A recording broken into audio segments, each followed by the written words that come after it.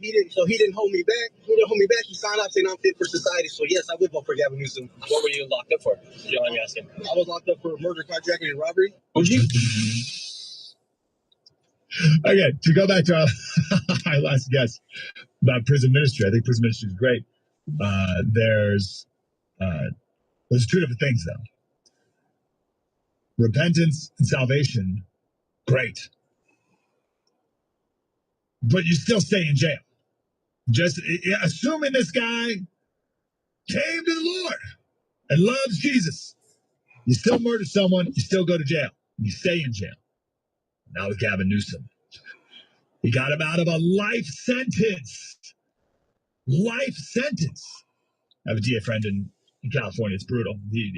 No time means anything. There's no, oh, he got 20 years. He'll be out in 6 months. I get this zero. Doesn't mean anything ever. Life sentence. Well, you're fine. The guy, he's like 40 years old.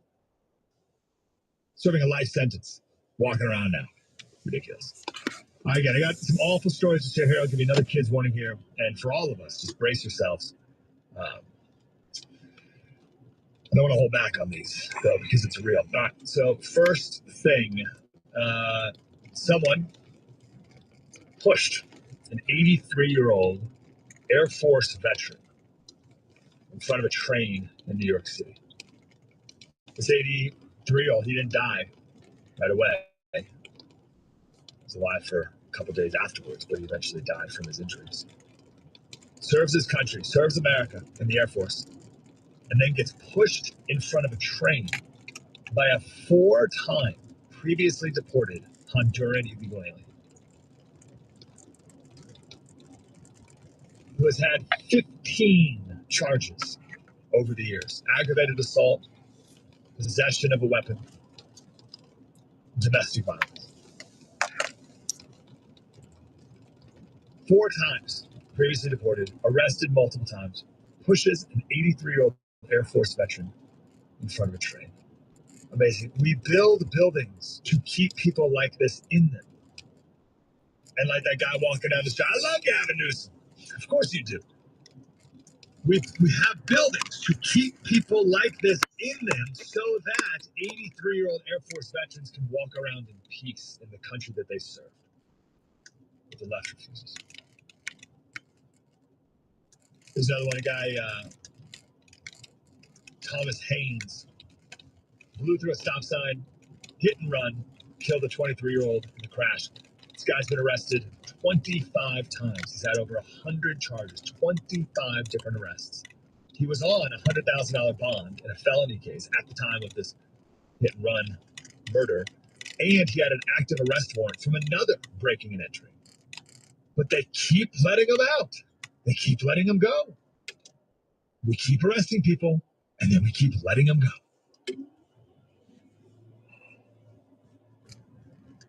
We shared the story earlier of the guy who pushed an 83-year-old Asian man on the ground, no reason, and then he died. The Asian guy died. And this was the beginning of the Stop Asian Hate movement for like a week. And the reason it lasted for about a week is because people eventually started asking, well, who's attacking Asian people? Well, the judge, lesbian judge, let him out because she thought it would be better for public safety if he was released. How could that possibly be the case? You could say it's better for him. And even that wouldn't even be true, because it's better for him to be in a controlled environment too. But you could make that. You can't possibly make the argument it's better for public safety that this guy's out. That makes no sense. And the police chief won't release his mugshot because it could contribute to racism because he's black. We shared the story earlier also of Germany. 16-year-old was raped by a bunch of Muslims at a youth center. And they don't want to, media doesn't want to talk about it, they don't want to release the names of what happened because it could contribute to Islamophobia. Heaven forbid. When I bring up the Stop Asian Hate, this is the New York Police Department shooting incident data. It's from the AF Post. In the first 9 months of 2025 in New York City, there were 356 shootings perpetrated by black individuals, 2 perpetrated by white individuals. Remember Stop Asian Hate? They stopped asking. They stopped talking about that. People ask, wait, well, who's attacking Asians? Shaquille Taylor was arrested for aggravated assault with a deadly weapon. This was in April 2023. He was released from custody after 3 court-appointed doctors found him incompetent to stand trial. This is different than insane. This is incompetent to stand trial. They let him go. Case dismissed. In America, you can be so stupid. You do terrible things, and they just let you off. Free to go. The insanity thing is a little different. Like if you're guilty and then deemed insane or whatever, they don't really release you. You just don't go to jail. You go to like a mental institution kind of thing. It's more likely that you do get out, and it's not like you're free. But there's the incompetent part. That's even worse than the insanity. The incompetent, you're just free to go. 2 years before that, he was charged with 3 counts of aggravated assault for shooting a woman in a car with her 2 children inside the car. Gotta drop off some keys, and then I gotta go So this is the second time meet ADT for the 4th or 5th time out in Defiance. Hopefully we get it done. All right, see you over on Rumble. Stand trial, let him go. So stupid. He just keeps shooting at people driving down the street, but we let him back on the street to duty. So 2021, shooting at a car deemed incompetent. 2 years later, another shooting at cars deemed incompetent. Then we have September 2023, a carjacking. He was given $20,000 bond, but he never showed up, of course. Then the next month, he shot at another car that was driving down the street. And there was an 18-year-old college student at Belmont University, downtown Nashville, who was going for a run in the park. And this bullet missed the car and hit Jillian Ludwig in the head and killed her. Now, all of a sudden, he's been deemed competent to stand trial. Finally. So there's your answer to the question. The age-old question, how many licks does it take to get the center of a Tootsie Roll Pop? I don't know if we've ever figured that one out, but how many times do you need to shoot at cars before you're finally deemed competent to have a trial? How many times do you have to tell someone, you're not allowed to shoot your gun in a car or someone in a car? You can't do that. How many times do you need to be told that before they keep doing it and you say, all right, enough? 4 is the answer. But I don't know if that is the answer. Now, that may not even be the answer, because the only reason he got in trouble this time is because that 4 times happened to kill someone. If that bullet missed the girl, if that bullet hit the girl's leg, he'd probably be back on the streets again now because, he's got a low IQ. The expert witness, she's at Vanderbilt Medical Center. She's the professor for clinical psychiatry department. She's the lead psychologist. She's the director of the forensic evaluation team. But she's the main gal over there doing the psychology testing, right? She said that Shaquille Taylor took an IQ test, has an IQ of 71. And they deemed that to be in the range of mild mental retardation. Now, here's a frightening question. Welcome to Spectrum Business for Enterprise. Your call may be monitored or recorded for quality assurance. Spectrum Business offers services to both small business and enterprise-sized accounts. If you're calling about an enterprise business services account with an 8 to 9-digit account number, say Enterprise or press 1. For a small business account. Sorry, if you're not sure what kind of account you're calling about, check your account number in the upper right-hand corner of your bill. If it's 8 to 9 digits, say Enterprise or press 1. If it's 16 digits, say. In a few words, please tell me what you're calling about. No internet. Okay, issues with your internet service. Now choose the specific service you're calling about. You can say Internet or press 1.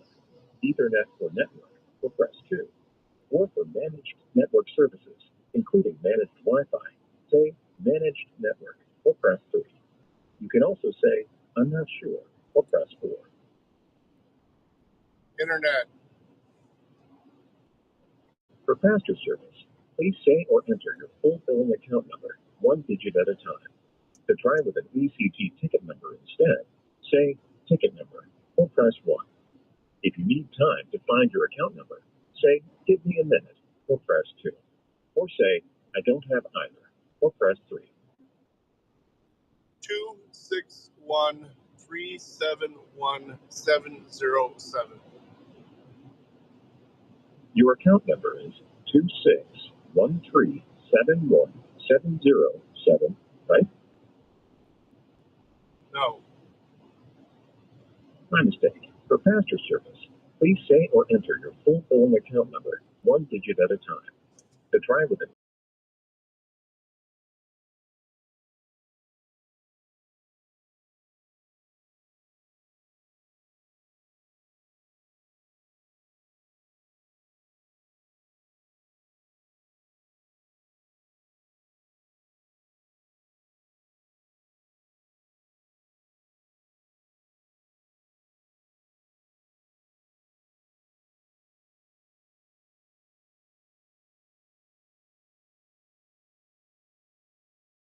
Trouble.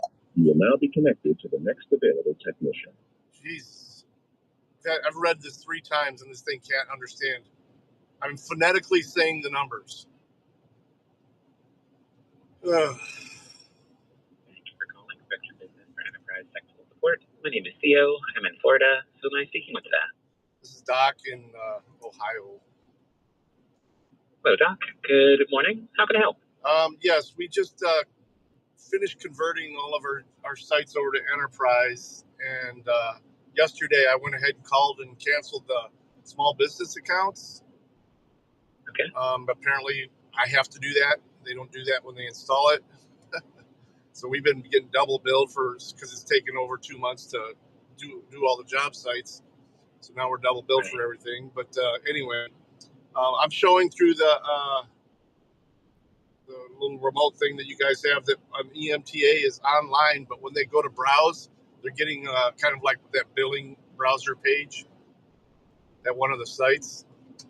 I don't know whether this has anything to do with me canceling the small business service yesterday or whatnot, but we need to figure out what's going on. Got it. So for one of your sites, when they're trying to access the internet, they're getting redirected to a Spectrum billing page? Well, it's just an activation page. For an activation page. Okay. All right, let me pull up your account and take a look, see what the status is here.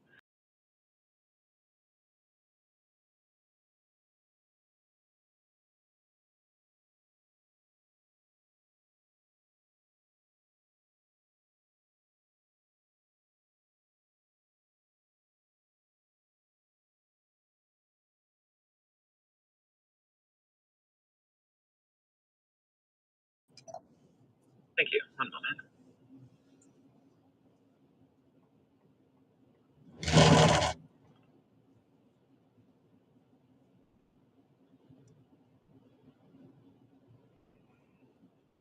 Right. And can you confirm the name of the business here?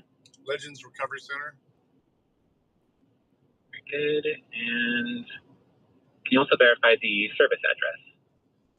Let me see. This one is, let me back it up. I think it's 401 North Broadway Street, Suite B, Green Springs, Ohio, 44836. Perfect. Yep, that all matches. The modem brought me to this account. Okay, so let me take a look. I'm also going to create a ticket here to document this. What is your best callback number? 419.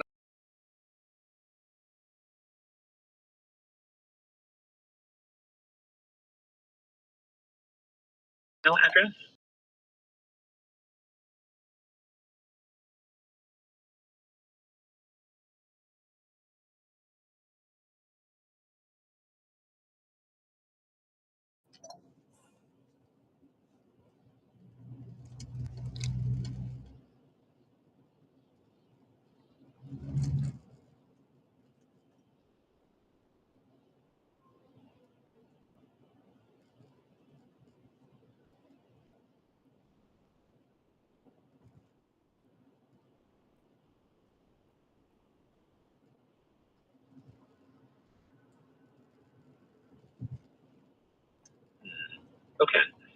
So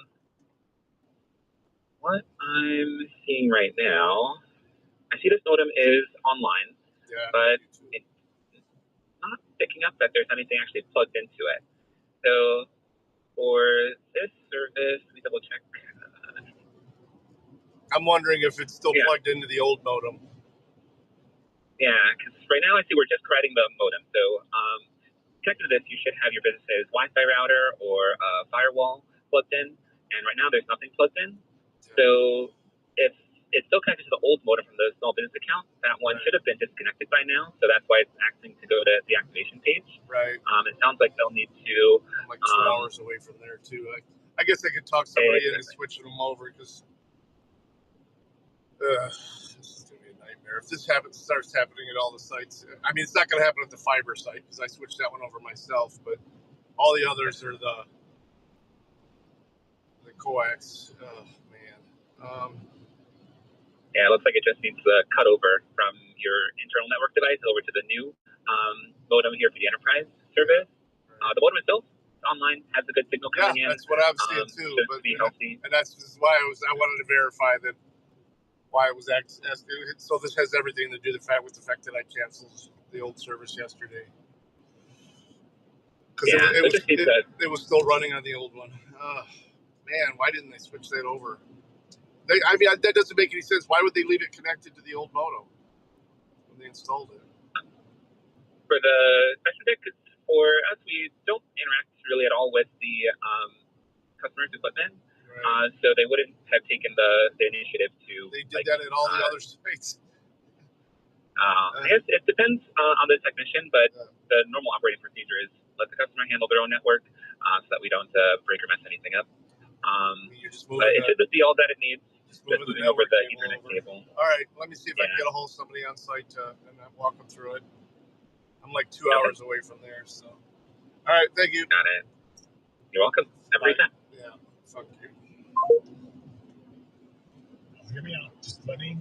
All right. Let me try and call this idiot and see if I can walk you through 90 seconds to finish this level. Because that's why no one ever talks about this, because no one gives them 90 seconds. 90 seconds, promise? What percentage of black people have an IQ of lower than 71? Again, this guy, IQ of 71, deemed too incompetent to stand trial after multiple times. I'm going to wait till I drop off the glass. Fuck. But he can't stand trial. It's too incompetent. Okay.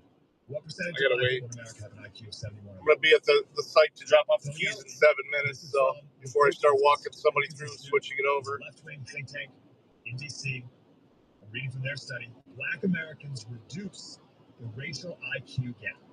Evidence from standardized examples. So I'm going to read for their study. This is a left-wing group. It is often asserted that black Americans have made no IQ gains on white Americans. Again, I'm not saying this. I'm reading from the Brookings Institute. Look up the Brookings Institute. First, that's the biggest. What a great answer from RumbleBot. I love it.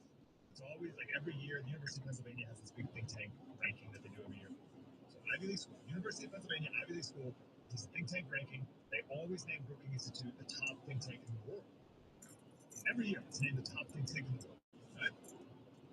Left wing, not me, don't yell at me. Until recently, there have been no adequate data to measure trends in black IQ.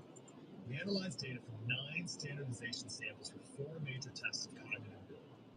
These data suggest that blacks gained 4 to 7 IQ points on whites between 1972 and 2002. Okay. But the gap still exists. And the headline was Black Americans reduce the racial IQ gap. And they're like, I don't say attacking, they're critiquing the thing that some people will say, that black Americans have made no IQ gains on white Americans. And they're like, no, they've made gains. So the wife's really liking her new position. So their claim, a lot different than what she was doing, kind of more of what she was doing before, the administrative type thing, but she's really liking it. The money's a whole lot better too. So the median IQ of a black person in America is 88. That means that 13% of black people have an IQ of lower than 70. And 71 IQ means you're so stupid that you fire guns at people in random cars that drive down the street. And when you get caught, The court says, oh, you're too stupid to have a trial. You're free to go. Now, tell me who's the stupid in the equation. It's not the guy shooting. That's pretty stupid. It might be stupider or more evil even. Stupider. Everyone involved in the justice system. Time. Yeah. Again, I'd like to see the IQ of those people. Vanderbilt doctor, the top doctor there. Once things get rolling, she'll be able to do a lot more like remote work too. She won't have to be in the office every day. There's no way you can possibly have this person be a functioning beast. Not functioning members. There's no way we can even have this person be smart enough where they stop shooting him. Nothing we can do that can benefit this person. His intellectual deficits are so horrible, so bad, nothing we can do.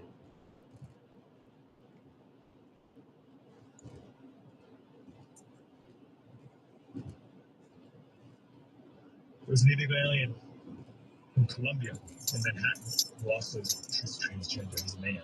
He had kids born, he was doing it. This guy's a man, dresses up as a woman, molested a 14-year-old boy in a bodega bathroom, followed him into the bathroom and molested him. The man, who pretends he's a woman, is 31. Attacked the 14-year-old, was given 6 months. 6 months time served.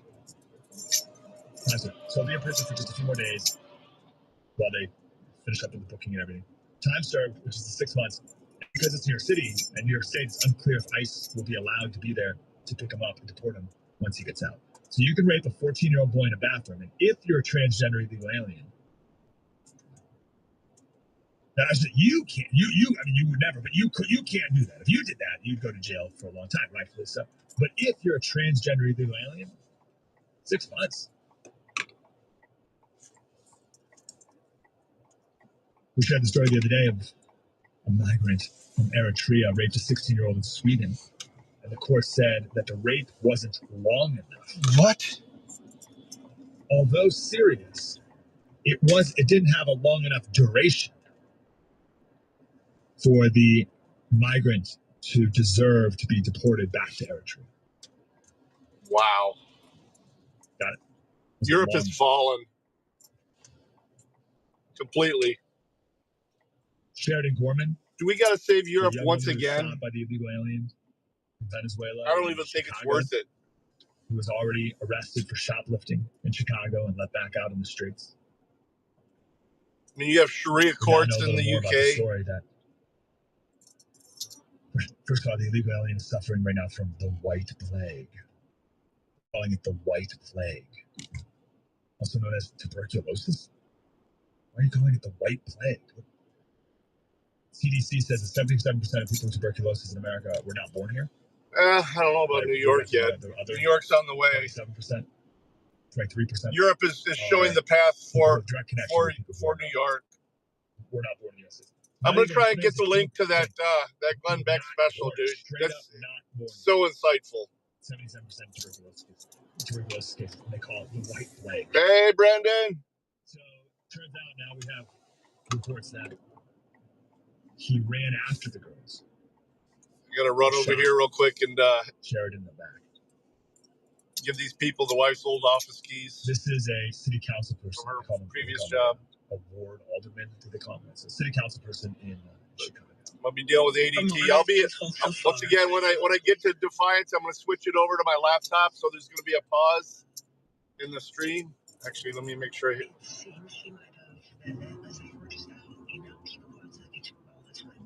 No worries. I appreciate you. You're always welcome, brother. What was that? Napoleon Family Home. Okay. So it was a brewery or something. No such thing time in the United States of America. You should be able to go anywhere you want at any time, anywhere, because you're a citizen. That's the end of it. There is no such thing. Wrong place, wrong time might be the girl in Nashville who's running down the street and a bullet happened to hit or something like that. Like that's maybe more, but even that, you should be free as an 18-year-old woman in Nashville. Be right back. Not to worry about stray bullets coming at you. Multiple times deemed too stupid to know not to do that. I hate the idea of wrong place, wrong time. It's not appropriate. Running into a person who had a gun, they might have startled this person at the end of the pier unintentionally. but that's all we know. So it from what I've been told, what police investigation has turned up so far, what they've been able to share with me and with Loyola University, we don't believe there is cause for broader community. Startled.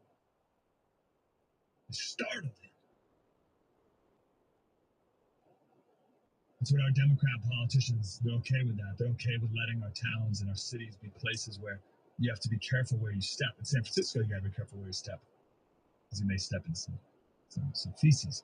But everywhere else, and there, you have to be careful where you step. You might startle. You might startle. You know, chase after your shoes. All right. Careful, tiptoe. Careful where you're going. Mission accomplished there. I need to grab something to eat on the way there, though. Like they're wild animals. It's like illegal aliens who have all these wild animals, and you're infringing on their land. You don't want to disturb them, right? Watch out for bears. You go to a national park. My wife is so happy that Arches National Park had no bears. My wife doesn't care much for the bears. I told her there were no bears, but then she still was worried about bears. I said, there's no bears. I later found out there were bears. But they're only up in the mountains, not on the Saul Mountains. There's bears up there. We weren't over there. We kind of did. We stayed in a house in the basement. They don't come down. Anyway, in the main Arches Park, there's no bears, I guess, a lot. Anyway, maybe she should have been, but there were no bears. But if you go to other parks, bears, everywhere. Here's your bear spray. Get off the airplane and you rent bear spray. My wife didn't care much for that. So she was very nervous about going anywhere. We went on this hike with no one else. She was not happy with that hike. And the time we did see a bear was at a very popular place. The bear popped, my kids were climbing this little rock. 34 seconds later, they came down about 34 seconds later, 3 bears pop up right over the back. Yikes. You gotta watch out for the bears. One, don't shoot. Ooh, well, there's no Hardee's around here, though. The bears win. It's the big and strong, and it is their land. There. I think the only Hardee's is on the turnpike. Watch out for the bears. Don't startle them. I'm surprised it's not putting me on the... It's weird. Oh, I can get on the freeway down here. Okay. If they do, it's your fault. If they attack you, we give them an IQ test. Oh, they're too dumb to know any better. They're back on the streets. I'm not the one making the argument. This Black City Councilwoman, she's the one saying that migrants are mindless animals who can't help but murder when startled. I don't know if that's great. I don't know if that's like the argument she thinks she should be making. Like imagine saying that. Wow, I mean, this guy, this illegal alien, he was startled, so he murdered. Mid zone underneath the tower there. That's just, you gotta be careful out there, people. And then turns around and says, I'm a friend to the migrants. What? Now imagine you've raised a sweet girl for 18 years. You send her off to college. She gets killed by a degenerate. Basically, it's just a decorated double quarter pounder. You know? Oh, there's a Wendy's up here. Hot damn. I don't know what the person is. Forgot about that. Oops. David Webb here, and for Patriot families, tune in to the best of analysis and opinions as we navigate this political climate together. Oh, the Burger King up here too? All hail. David Webb, live weekdays at 9 a.m. Yeah, but not out this way. Closer to home. Looks like your business is really booming, even in a tough I've time. delivered from Chick-fil-A. You know we got Chick-fil-A. Yeah, thanks to LendSeek, our business was able to take care of some outstanding. But there's none out here. There needs to be, though. Inventory and expand our product lines. Wow. You know, my business needs working. What was the big arch or the from a reputable company that I can trust and count on. DQ Grill and Show today? Fast and easy. Just apply at LendSeek.com. What am I doing? AI lending platform gave lots of choices here. To over 100 funding programs with we may go with and it costs nothing to solid. You can like McDonald's coffee, so we're going to go with McDonald's. Penalties and no restrictions on how you use the funds. Whatever your funding needs are, seek no more. Our AI lending marketplace. I love Chick-fil-A though. Business at least 1 year with annual revenue of at least $250,000. You could get the funding your business. Oh, the big arch? No, it wasn't worth $10, so for sure. So apply today at lendeseek.com. That's LENDSEEK.com. Finding great candidates to hire can be like, well, trying to find a needle in a haystack. Sure, you can post your job to some job board. Let's get the order in before we jump in line. Person comes along, which is why you should try ZipRecruiter for free. at ZipRecruiter.com/news. ZipRecruiter doesn't depend on candidates finding you. It finds them for you. Its powerful technology identifies people with the right experience and actively invites them to apply to your job. You get qualified candidates fast. So while other companies might deliver This is a busy McDonald's, man. Well, Napoleon here. the needle in the Yeah, they do. I agree. They do have a good breakfast. The rewards. Let's see what I got going on with my rewards here first. The smartest way to hire. And right now, you can try ZipRecruiter for free. That's right, free at ZipRecruiter.com/news. That's ZipRecruiter.com/news. ZipRecruiter.com/news. ZipRecruiter. He's Donald Trump's #1 enemy in Congress, Chicago politician Dick Durbin. Now, Durbin has a new scheme. He's doing the dirty work to benefit corporate megastores. Durbin's bill could cut corners on your security. Now everybody's fucking notifying me about the Spectrum issues. Chain retailers and warehouse stores want to inflate their profits, and liberal Dick Durbin would help them do it. Tell senators, say no to the megastores and Dick Durbin. Paid for by the Electronic Payments Coalition. Freedom never gets old. Celebrating America 250. Sirius XM Patriot 125. Sirius XM Patriot presents Breitbart News Daily with your host, Mike Slater. Good morning. Let's go to Jason, who's in Connecticut. Hey, Jason, good morning. Hey, Slater, how are you, sir? Good, brother. Thanks for calling in. What's on your mind? Hey, I just wanted to let you know, I love the show. I listen to it every day, like lots of people here. We get going on some of these topics, and we get really emotional about it and real vested. And one of my favorite parts about your show is when, one of your kids ends up distracting you or coming in, and this morning was on the mic for a bit. And for me, and I think most parents, that, immediately kind of takes me out of the seriousness of the topic and kind of brings me back. Yeah, it's 9 a.m. Eastern. I was supposed to be there at 8. I just think that's a great thing. It's like a unique. The dogs didn't want to cooperate this morning, so that's okay. It'll be fine. It's really, really awesome that happens kind of organically, but it's a great reminder that there's all this other equally and more important stuff out there that is right next to us that oftentimes we just don't see. So appreciate that about you and the show. I just wanted to share that with you. Oh, that's great. Let me ask you one question. How old are your kids? 18, 16, and 13. Okay, so you're still in it. But the way you said that was almost like they're long gone. Yeah, man, you're still in the fight, very much so. Well, it's a different. So to hear a young voice like that, right, a 6 or 7 year old, a 5 year old, it feels long ago, but it's not. But it feels that way, right? So, man, all right. What's your advice?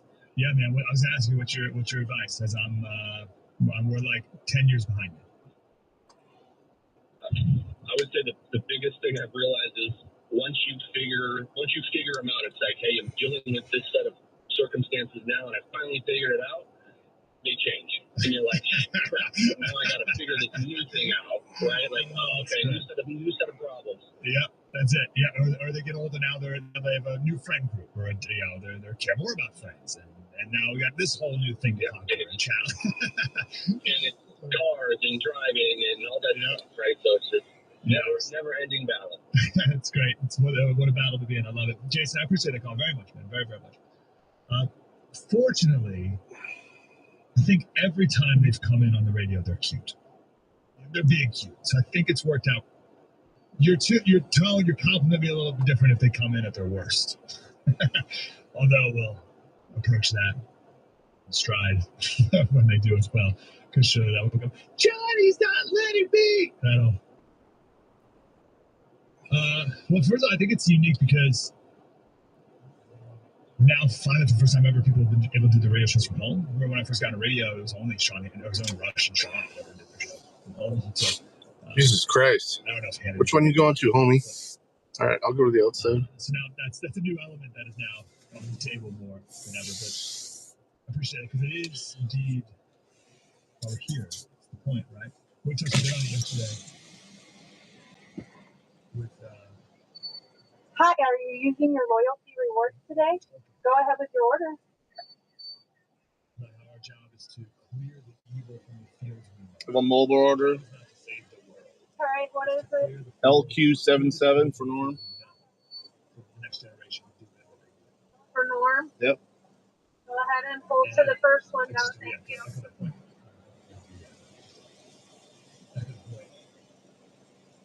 I was thinking of it as like preparing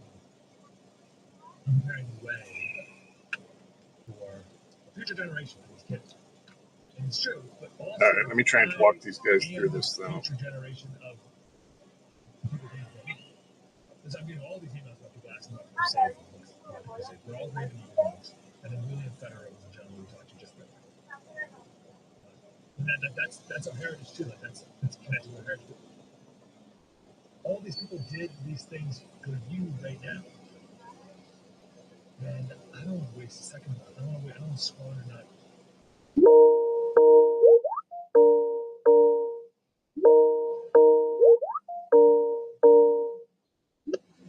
Hello. Hey.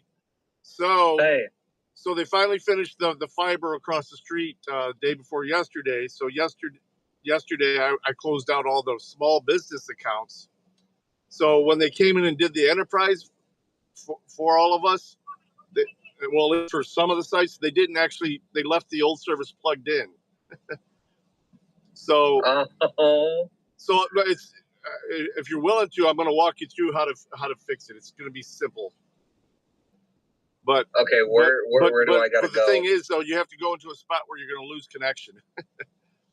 So can you connect to like their guest Wi-Fi while I walk you through it? I'm currently on my phone on the Spring Creek Wi-Fi. Okay, perfect. That's what I want to do then. All right. Do you know where the housekeeping room is? Where all the cleaning supplies is? No. If you know where their kitchen is. If you walk like like around the little corner where it curves, and you walk down the hallway and. Yeah, I'm walking that way right now. 1 second. Actually, let me put it on video so I can see where you're at. Okay.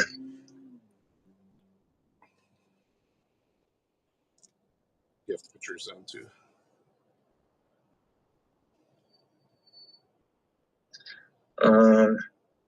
All right, let me turn the camera around here. Okay. How do I do that? Oh, there we go. Perfect. Yeah, down that hallway, past those fire doors.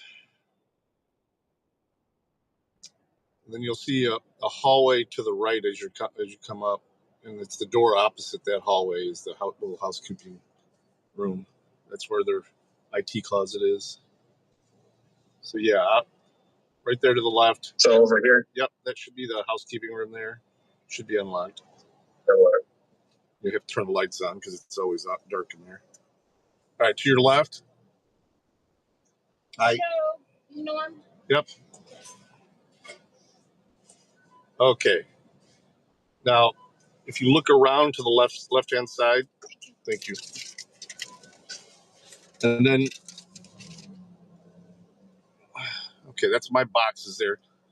But you should see the black cable coming in. Black coax. Are you talking about this? Yeah. One of them, well, there should be running into two different devices. No. There's No. The black coax cable. Should be all set. So you have a great day. Thank you. Yep. That's not connected. No, it's coming down from the ceiling. You should see a single black coax cable coming down from the ceiling. Look up. Yeah, this. Okay, yep. This is just the one cable, right? Yep. All right. Follow that. Oh no, it's not going to be inside anything. It shouldn't be anyway. Well, wait. Stop. That's not our stuff. Is it? Wait a minute. I just was looking. I'm not. No. I'm saying fuck. This is fucking ridiculous. You'd have thought they'd have switched it over whenever they installed it. They're just telling me today, oh, we don't do that. Okay. See that cable modem to your right? No. Your camera's right. Your other right. Oh, sorry. Yeah, right here. Yeah. See that the one without See how there's two of them in there? One is Yep, blink. One is this one and yeah, and that one is blinking. Yep. Okay, unplug where it's blinking and plug it into the yellow port of the one that's not blinking.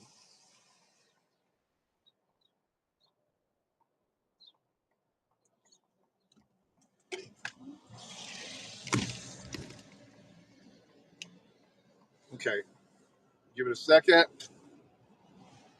Now let me give it a second. Let me check our network while I'm on with you. So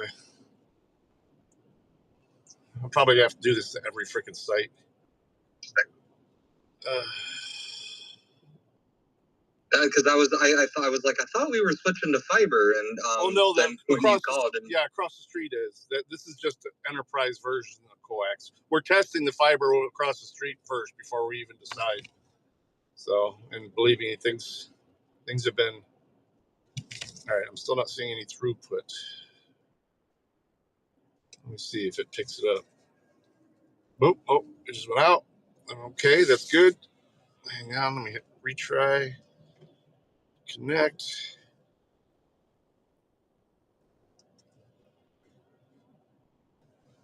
Oh, come on. Looks like it's connected.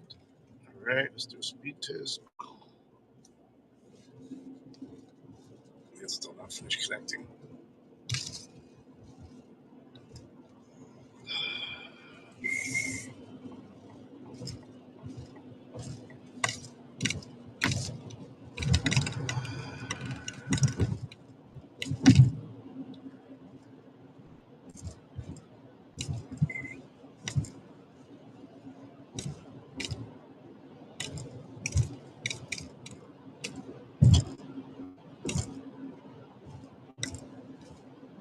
Boom.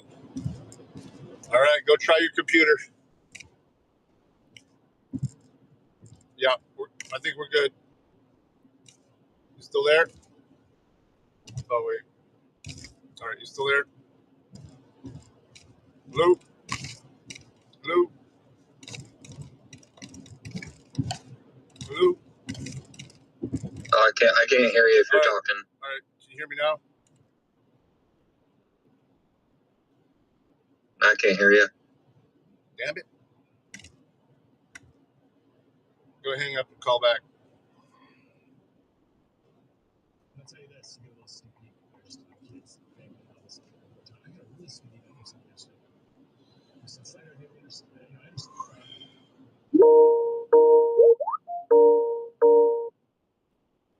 All right. Yeah, when I switched it over, it cut it out. Should be good. Looks like it's the data's flowing. Okay, so it's the same Wi-Fi name and password and all that. Yeah. Nothing changes as far as our network goes. It's just where the pipeline's coming from.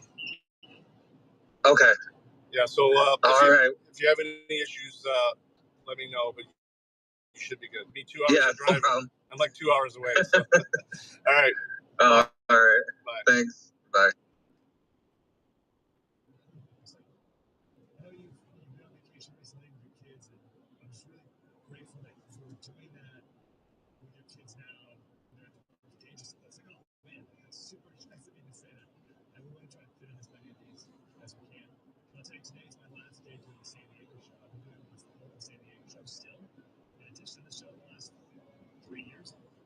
And today's my last one. I've been in San Diego for 15 years. San Diego local radio for 15 years. Tonight, my last one. Because it's just too much. Just can't do it anymore. Because I got this decade right here where I need to be a little more invested time-wise in life and family. So I made the tough decision to say goodbye to that show. Tonight's the last show over there. Also, there was no time to put this here. Slater Radio on Twitter and Instagram, SlaterBreitbart.com. Have a wonderful week. God willing, we'll be back on Monday. So we're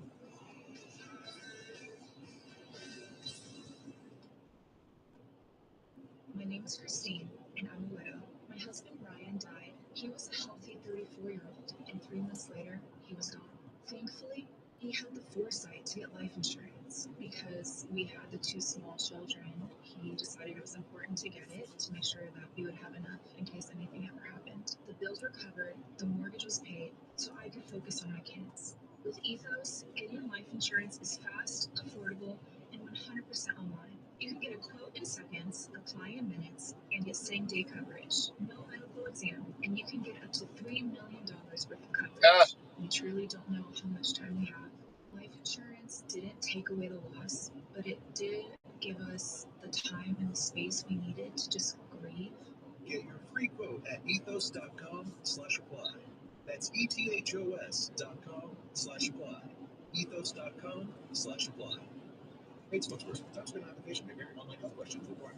HR plus apply. This has got to let go. All right. This is the third time in the last 2 years. That's why I'm not a good customer. Wouldn't make a good customer support person because I get impatient. Everybody tells me you're a dick when you try and walk people through stuff, and I'm like, I'm sorry, I can't help it.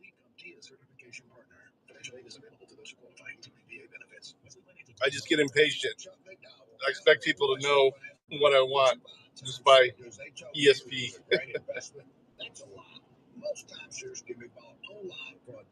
To find out what your timeshare is worth and to cancel it, call us today and we'll send you our timeshare exit kit free with all your options for cancellation. Call Wesley for your free exit info guide. 800-475-1818. That's 800-475-1818.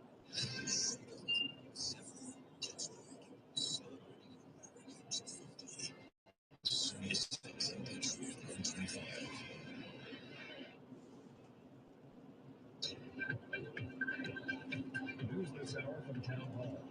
I'm Greg Cluxton in Washington. The 42-day shutdown affecting the Department of Homeland Security may be nearing an end.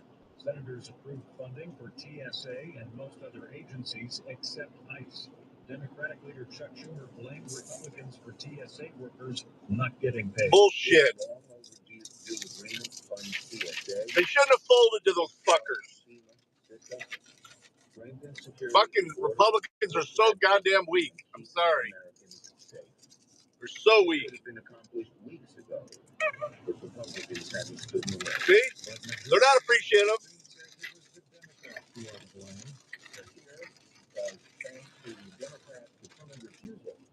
To reach an agreement, there will be no Homeland Security funding bill this year. Instead, a few minutes ago, Republicans funded the Department of Homeland Security piecemeal. It's not the way to fund the department. The measure now goes to the House for consideration. Israel has launched more strikes on Iran's capital and says its attacks will escalate and expand. Israel's military says it's fucking Republicans folded. In the heart of Tehran, while smoke was seen billowing in the Beirut skyline after President And Trump's already said he's not signing shit until they has to say that though. He should hold true to that too.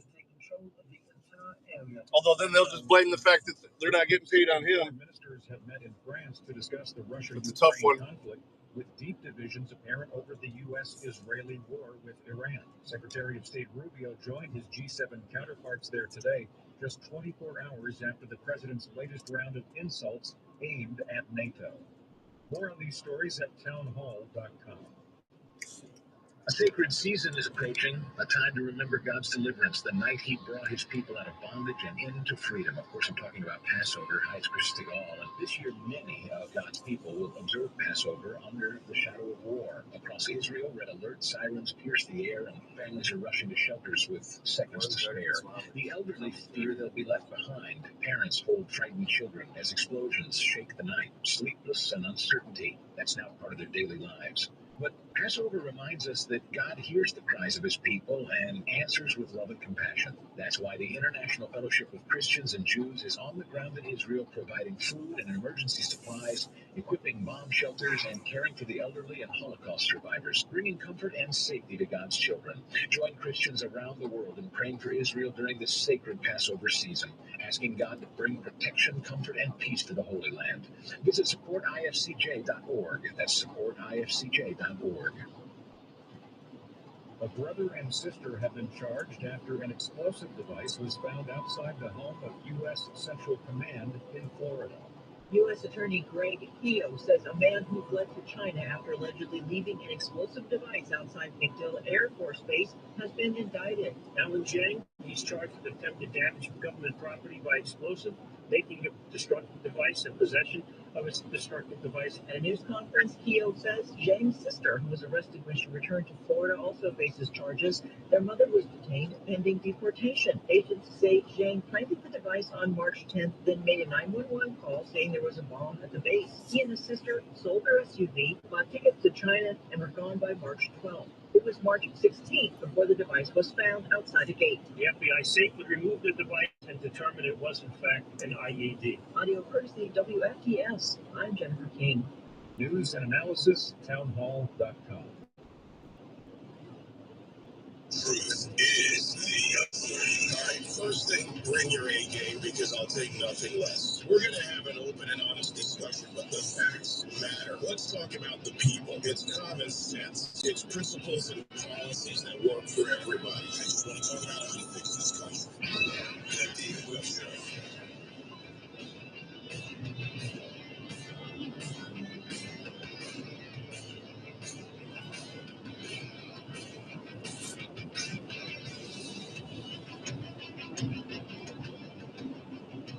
I'll start out where we left off yesterday.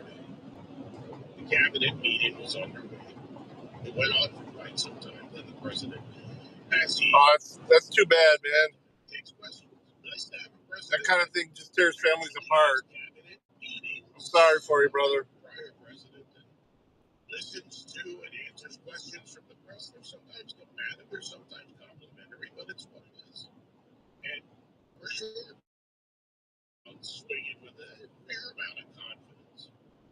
He kicked it off with an update on Operation Epic Fury, calling it a success. And of course, after 3 intense weeks, he said that Iran's offensive military capabilities have basically been obliterated. You know, their Navy, their Air Force, and their resources.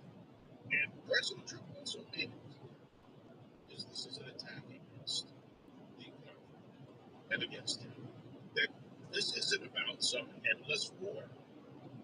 The objectives, as he stated, and the Secretary of War also stated, are focused and achievable. And he announced a 10-day pause on striking Iranian energy sites to give the negotiations that we now know are somewhat underway a real shot, noting that Iran led some 8 to 10 oil tankers through the Strait of Hormuz as a kind of goodwill gesture. Wow, shit on the ground there. Right by that goodwill Like a gesture. roll of paper. Let's see what happens. After all, they've been known to lie to rearm. But he says he senses they're eager for a deal.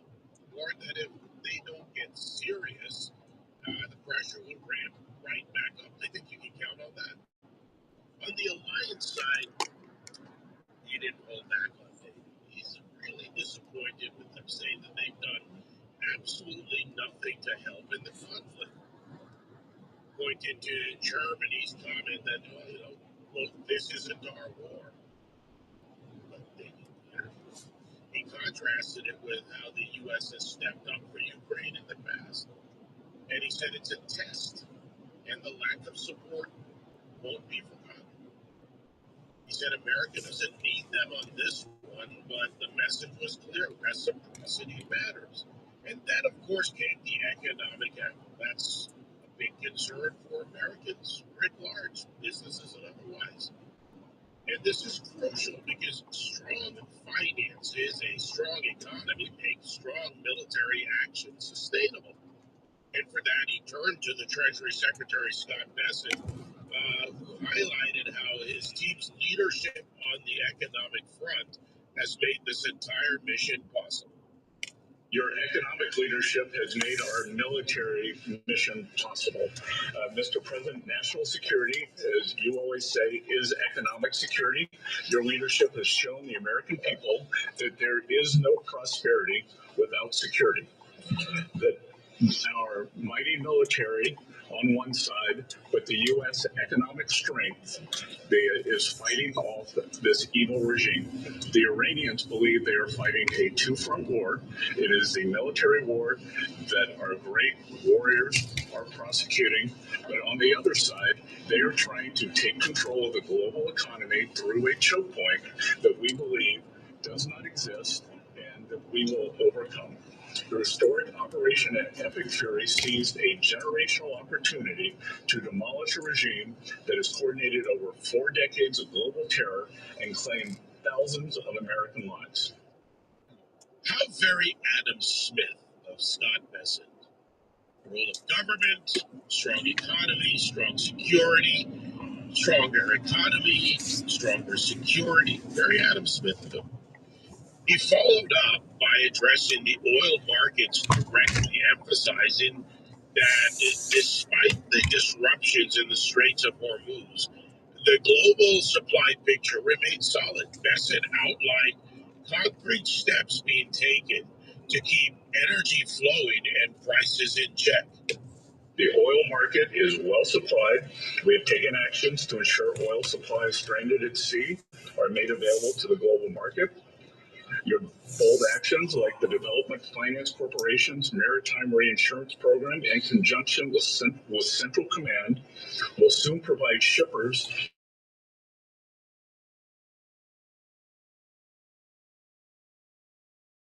to see more and more movement in and out of the Gulf today.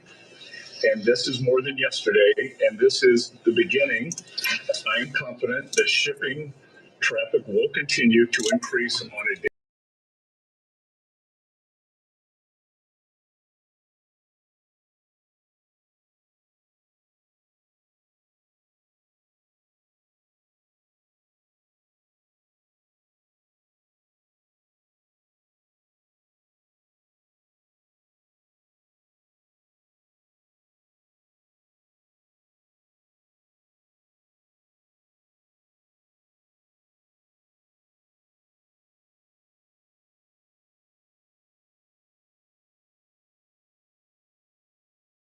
at around $3.98.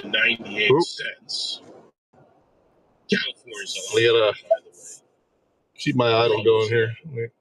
That's not because of Gavin would have you believe that. And look, all of this at the cabinet meeting yesterday, the various aspects of it, a reminder that at high stakes moments like this, right now around the world, not just here, having your house in order makes sense. Having it in order fiscally, having it in order strategically. Be right back. Because when needed, because you don't control everything, when needed or when executed,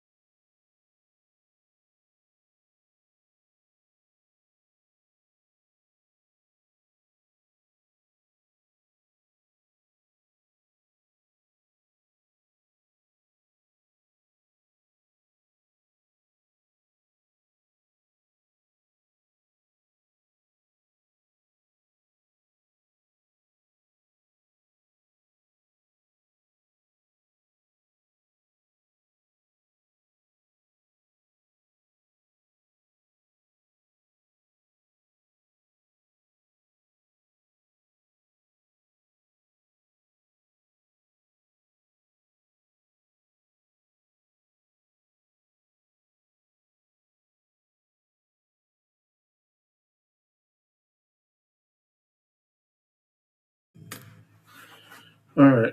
Fucking where?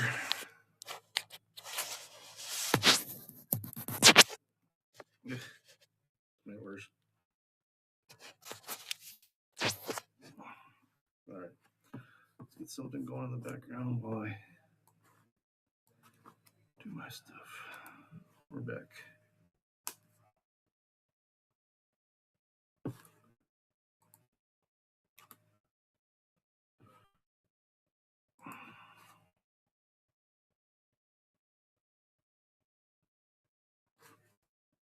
Oh.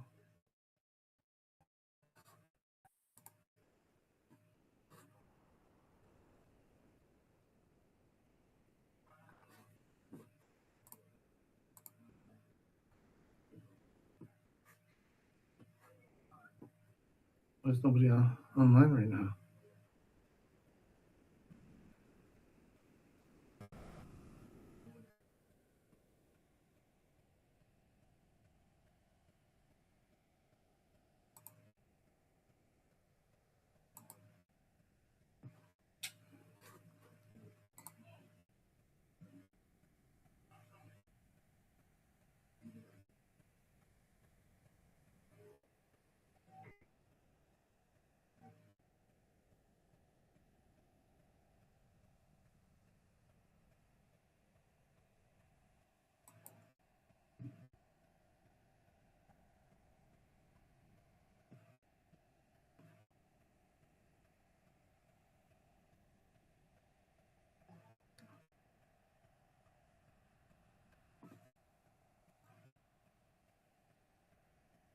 Hey, I'm back. Yeah, I'm just trying to find something to play while I do some running around here. I guess we can look at YouTube too. My phones are going nuts.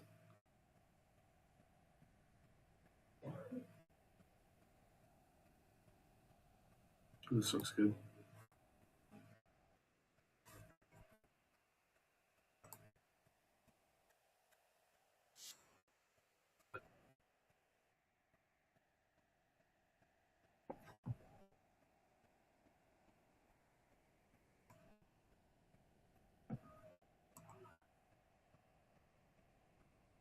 And saloons, and then one day they were gone. You're right back. Today, we're counting down 10 ghost towns in Ohio that time forgot. Some you can still walk through, some are underwater, and number 1 was the site of a bizarre social experiment that ended in a biblical flood. If you're new here, hit that subscribe button. We do deep dives into forgotten history every week, and you do not want to miss what's coming at the end of this list. Let's go. Number 10, Moonville. Deep in the woods of Vinton County, there is a tunnel, a dark, brick-lined railroad tunnel that cuts through a steep hill. This is the Moonville Tunnel, and it is all that remains of a town that once clung to the side of this remote valley. Moonville was born in 1856, a coal mining town built to service the Marietta and Cincinnati Railroad. It was never a big place, maybe 100 people at its peak, but it was a real community. A school, a store, a saloon, and a collection of small houses, all dependent on the coal and the railroad. The work was dangerous, the life was hard, and the isolation was total. The only way in or out was by train. The tunnel itself became a legend, a place of ghost stories and tragic accidents. Tales of brakemen falling from the tops of trains, of people struck by the engine in the dark. The most famous is the ghost of a man who was supposedly killed in the tunnel in the 1880s, his lantern still seen swinging in the darkness. By the 1940s, the coal was gone. The mines closed. The railroad reduced service. One by one, the families left. The last family abandoned Moonville in 1947. The houses were torn down or rotted away. Today, only the tunnel remains, a silent, brick-lined monument to a forgotten town. You can walk through it, feel the cold air, and imagine the sound of a steam engine echoing off the walls. It is a place that feels haunted, not just by ghosts, but by the memory of a community that the world left behind. In the rolling hills of Perry County, there is a town that looks like a movie set. A perfectly preserved main street of ornate three-story brick buildings. The kind you would expect to see in a major city, not a small town in rural Ohio. This is Shawnee, and it is a ghost of its former self. Shawnee was the heart of the Hocking Valley coal boom in the late 1800s. It was a company town built by the New York and Western Coal and Iron Company, and for a time it was one of the most prosperous places in Ohio. Thousands of people lived here, drawn by the promise of work in the mines. The town had an opera house, a public library, and a main street lined with saloons and stores.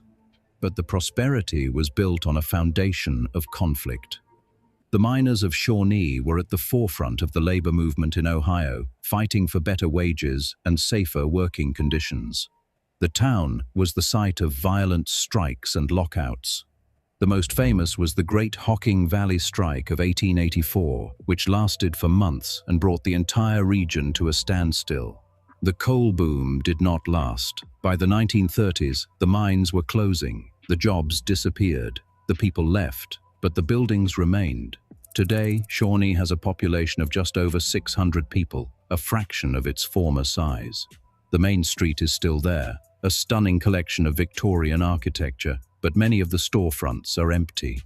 It is a town that feels frozen in time, a beautiful, haunting reminder of a time when coal was king and the hills of southeastern Ohio were the center of an industrial empire. Number 8, Santoy. Not far from Shawnee, in the same coal-rich region of Perry County, lie the remains of a town that was once known as the most dangerous place in Ohio. This is Santoy, a town that was born in violence and died in violence. Santoy was founded in 1900 by the Sunday Creek Coal Company. It was a boom town in every sense of the word. Within a few years, it had a population of over 2,000 people, a bank, a hotel, and a main street lined with saloons. It also had a reputation for lawlessness. Gunfights were common. The town was a magnet for miners from all over the country, a rough, diverse mix of men who worked hard and played harder. The town's most famous moment came in 1923 during a nationwide coal strike. The company brought in strikebreakers and the town erupted in violence. A gun battle broke out on the main street, leaving several men dead. The governor called in the National Guard to restore order. The strike was eventually broken, but the town never recovered. The mines began to close and the people left. By 1931, Santoy was officially abandoned. Today, not much is left. The woods have reclaimed the town, but if you know where to look, you can still find the foundations of the old buildings, the remains of the company store, and the old jailhouse, a small concrete building with barred windows, a silent testament to a time when Santoy was the wildest town in Ohio. Number 7, Haydenville. In Hocking County, there is a town that looks like it was built by a single hand. A collection of brick and ceramic houses, all in the same distinctive style. This is Haydenville, the last and best preserved company town in Ohio. Haydenville was founded in 1852 by Peter Hayden, a Columbus industrialist who owned a vast deposit of high-quality clay. He built a factory to turn that clay into bricks, tiles, and sewer pipes, and he built a town to house his workers. But Haydenville was more than just a collection of houses. It was a complete, self-contained community. The company owned everything: the houses, the store, the church, the school. The workers were paid in company scrip that could only be spent at the company store. It was a system of total control, a kind of industrial feudalism. But it was also a system that produced a unique and beautiful town. The houses, built from the company's own bricks and tiles, are a showcase of the company's products. They are simple, sturdy, and elegant, a testament to the craftsmanship of the workers who built them. The company went out of business in the 1960s, and the town was sold off to private owners. But the buildings remain, a perfectly preserved example of a 19th century company town. Today, Haydenville is a quiet residential community, a living museum of a time when a single company could build a town in its own image. Number 6. Rendville. In the heart of Ohio's coal country, there is a small village that holds a remarkable place in American history. This is Rendville, one of the first integrated coal mining towns in the country, and the place where a man named Richard L. Davis, a black miner and labor organizer, became one of the most powerful voices in the American labor movement. Rendville was founded in 1879 by William P. Rend, a Chicago industrialist who believed in racial equality. At a time when most coal mines were segregated, Rendville was a place where black and white miners worked side by side and lived in the same neighborhoods. The town became a magnet for black workers from all over the country, and it produced a generation of black leaders. Richard L. Davis was one of them. He came to Rendville as a young man, worked in the mines, and became a leader in the United Mine Workers of America. He was a powerful speaker, a skilled negotiator, and a tireless advocate for the rights of all workers, black and white. He was also one of the first black men to be elected to a national office in a major American labor union. The coal boom did not last. The mines closed and the people left. Today, Rendville is a small, quiet village, a shadow of its former self. But it is also a place of immense historical significance, a place where a radical experiment in racial equality took place, and a place that produced one of the most important figures in the history of the American labor movement. Number 5. Boston Mills. In the heart of the Cuyahoga Valley National Park, there is a collection of abandoned houses and buildings slowly being swallowed by the forest. This is Boston Mills, a town that was once a thriving community and is now the subject of dark and persistent rumors. Boston Mills was founded in the early 1800s as a small canal town on the Ohio and Erie Canal. It was a quiet, prosperous place, a center for milling and boat building. It had a church, a school, a store, and a collection of handsome, well-built houses. In the 1970s, the federal government decided to create a national park in the Cuyahoga Valley. The government bought up all the property in Boston Mills, and the residents were forced to leave. The plan was to demolish the buildings and return the area to its natural state. But the demolition never happened. The buildings were left to decay, and the town became a ghost town. Then the rumors started. Stories of a chemical spill, of a government cover-up, of a place so toxic that it had to be abandoned. The stories are not true. There was no chemical spill. The town was abandoned because of the creation of the national park. But the rumors persist, fueled by the eerie, abandoned landscape. Today, Boston Mills is a place of strange and unsettling beauty. The houses are still there, their windows boarded up, their paint peeling. The forest is slowly reclaiming the town, a green tide that is swallowing up the remnants of a once thriving community. It is a place that feels like it has a secret, a place that whispers of a story that has been deliberately forgotten. Number 4. Buffington Island. On the banks of the Ohio River in Meigs County, there is a quiet, peaceful island that was once the site of the largest and most significant Civil War battle fought in Ohio. Buffington Island is a place where the war came to Ohio in a dramatic and bloody way. In July of 1863, a Confederate cavalry force of over 2,000 men, led by General John Hunt Morgan, crossed the Ohio River into southern Ohio. Their goal was to create a diversion, to draw Union troops away from the main theaters of the war.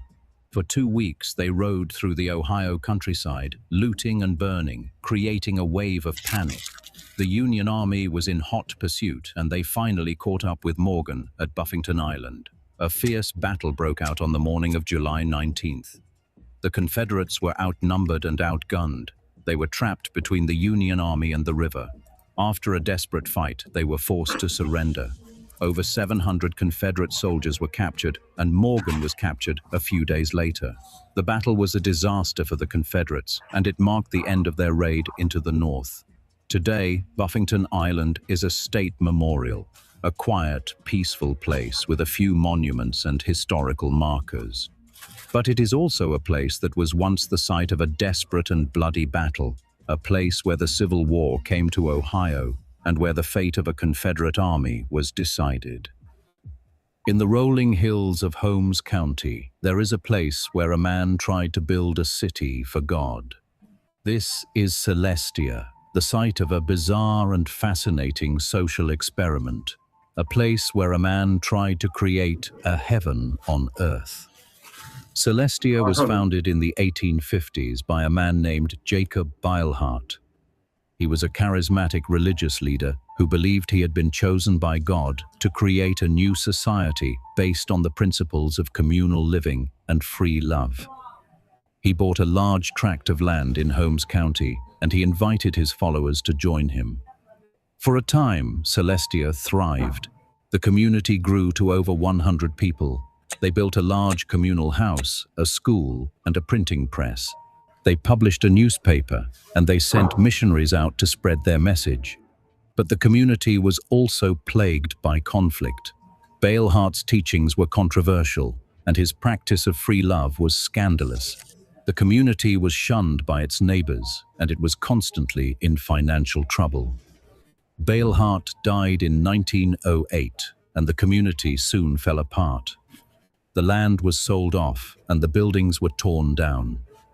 Today, nothing is left of Celestia except for a small cemetery where Beilhardt and his followers are buried. It is a place that is almost completely forgotten, a place where a man tried to build a heaven on earth and failed. Number 2, Laceyville. Beneath the calm waters of Tappan Lake in Harrison County lies the remains of a town that was sacrificed for the sake of progress.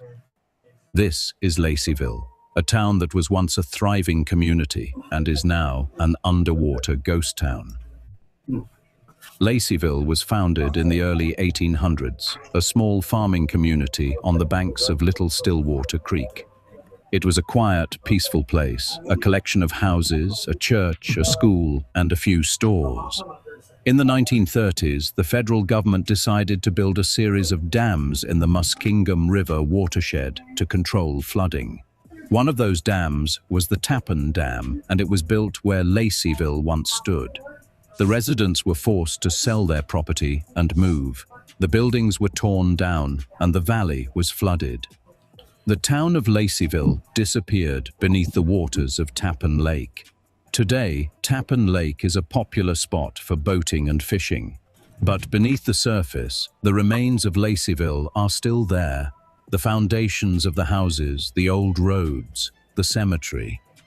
When the water level is low, you can sometimes see the tops of the old buildings, a ghostly reminder of a town that was sacrificed for the greater good. It is a place that is both beautiful and tragic, a place that reminds us that progress often comes at a price. Number 1, Utopia. On the banks of the Ohio River in Clermont County, there is a small, unincorporated community with a very big name. This is Utopia, and it is the site of not one but 2 failed utopian experiments. For more than 150 years, it has been a magnet for dreamers and idealists. The first utopia was founded in 1844 by followers of the French social philosopher Charles Fourier. They were a group of idealists who believed they could create a perfect society based on communal living and cooperation. They built a large communal house and tried to live out their ideals, but the experiment was a complete disaster.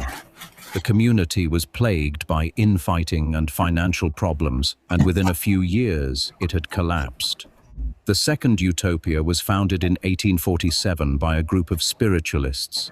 They believed they could communicate with the dead, and that the spirits had guided them to create a new society in Utopia. They bought the land from the Fourierists and built a new community. They were led by John Wattles, a charismatic leader who claimed to be in direct communication with the spirit world. In 1847, the spirits warned Wattles of a coming flood that would destroy the community. Wattles and his followers built a large new communal house on the banks of the river, a house they believed would be safe from the flood. But the spirits were wrong. On December 13th, 1847, the Ohio River rose to a record height. The new communal house was swept away, and 15 people drowned. The community was devastated, and the survivors left. The second utopia came to an end. Today, Utopia is a small, quiet community, a collection of houses and a church. But it is also a place with a remarkable and tragic history. A place that reminds us that the road to utopia is often paved with good intentions and sometimes with disaster.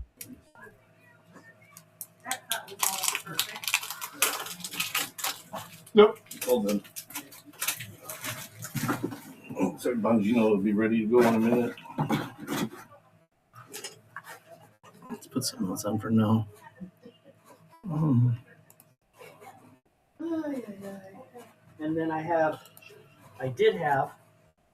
Trim's changing. You think you know the Great Lakes state.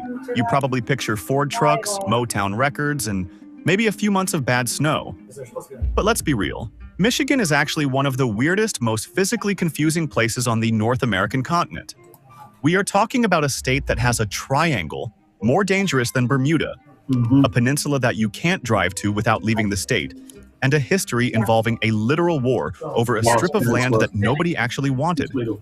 We have islands inside of lakes inside of islands, and laws about cans of soda that created an underground smuggling ring. If you thought the mitten was just about cars and cherries, you're about to have your mind blown. From the forgotten fires that were worse than Chicago's, to the creatures lurking in the Shiawassee Flats. We are counting down 50 insane facts about Michigan that sound like science fiction, but are 100% true. And stay tuned, because after we hit number 1, I've got a bonus fact about a secret kingdom that once existed on an island in Lake Michigan that ended in murder and exile. You do not want to miss that. Let's dive in. Fact 50. The Michigan Triangle Mystery. Move over, Bermuda. Lake Michigan has its own vortex of doom. Known as the Michigan Triangle, this span of water connects Ludington, Benton Harbor, and Manitowoc, Wisconsin. It is responsible for a bizarre number of disappearances. The most famous, Captain George R. Donner of the O.M. McFarland. In 1937, he went to his cabin to rest as the ship passed through the triangle. 3 hours later, the crew went to wake him up. The door was locked from the inside. They broke it down, and the cabin was empty. No windows open, no way out. He just vanished into thin air. 49. The city of Hell freezes over. There is a town in Livingston County named Hell. And yes, every winter, Hell freezes over. But the origin of the name is the best part. In the 1840s, founder George Reeves was asked what he wanted to name the town. He reportedly shrugged and said, "I don't care. You can name it Hell, for all I care." The name stuck. Today, you can literally become the mayor of Hell for a day, but be warned, impeachment happens automatically at sundown. 48. The Lost Peninsula. Michigan has a piece of land that is geographically held hostage by Ohio. It's called the Lost Peninsula. Back in the 1830s, Michigan and Ohio almost went to war over the Toledo Strip. When the dust settled, the border was drawn just north of the Maumee River mouth. But the surveyors made a weird cut. The line sliced right through a peninsula, leaving about 250 acres of Michigan land stranded on the wrong side. To this day, the 140 residents who live there cannot drive to the rest of their own state without driving south into Ohio for 10 minutes first. It has its own marina and 2 restaurants, but it is a geographical orphan created by a 19th century politician with a ruler. 47.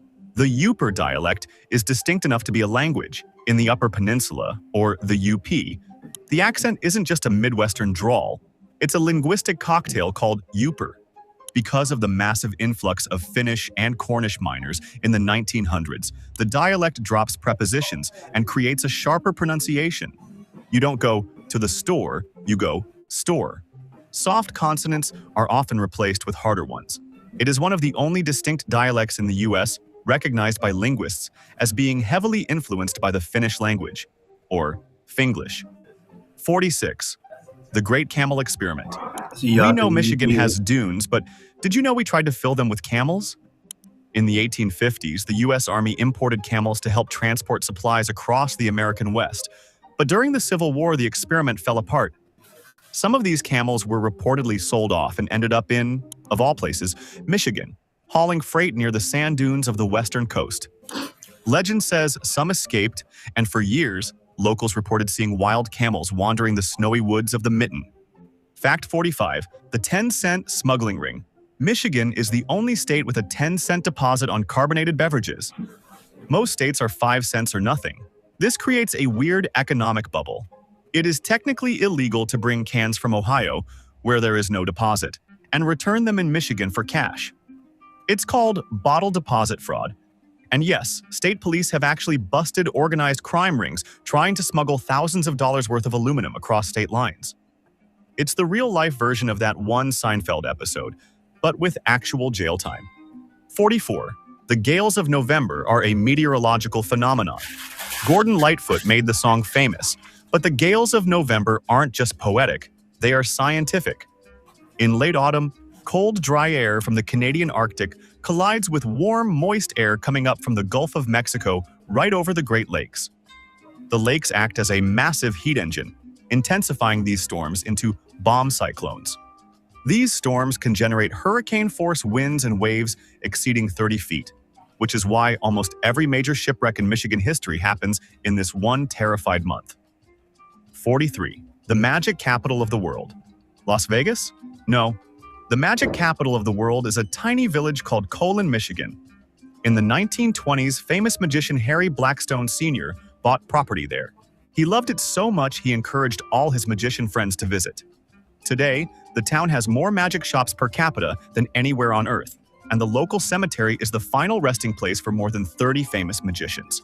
If you see a rabbit in a hat in Michigan, it's probably from Colon. 42. The bridge that kills compact cars. The Mackinac Bridge, or Big Mac, is an engineering marvel, but it's also terrifying. It is designed to sway up to 35 feet sideways in high winds to prevent snapping. But in 1989, the winds were so ferocious that they actually lifted a Yugo, a tiny compact car, right over the 3-foot guardrail and hurled it into the Straits of Mackinac below. Since then, the Bridge Authority offers a driver's assistance program. If you're too scared to drive across, a burly state worker will drive your car for you while you hide in the passenger seat with your eyes closed. 41. Rattlesnakes in the suburbs. People think of Michigan as bear and deer country, but we are also home to the eastern Massasauga rattlesnake. And they don't just live in the remote wilderness, they thrive in the wetlands of Metro Detroit. You could be hiking a nature trail 20 minutes from downtown Detroit and hear the buzz of a venomous pit viper. They are shy and rarely bite, but yes, Michigan has venomous snakes. Fact 40. The Detroit style isn't just pizza, it's car parts. You know Detroit-style pizza. Square, deep dish, crispy cheese edges. But do you know why it's square? It's not a culinary decision, it's an industrial one. The original pans used at Buddy's Pizza in 1946 were actually blue steel utility trays used to hold small parts and scrap metal in the automotive factories. The automotive industry literally shaped the way Michiganders eat pizza. 39. The salt mines are not just under the city. This isn't just a mine, it is an international border crossing. The mines operated by the Detroit Salt Company are part of the Salina Formation, and the tunnels are so vast they sprawl underneath Detroit, the Detroit River, and even into Windsor, Ontario. There are mules buried down there. Back in the day, donkeys were lowered into the mines to work and never saw sunlight again.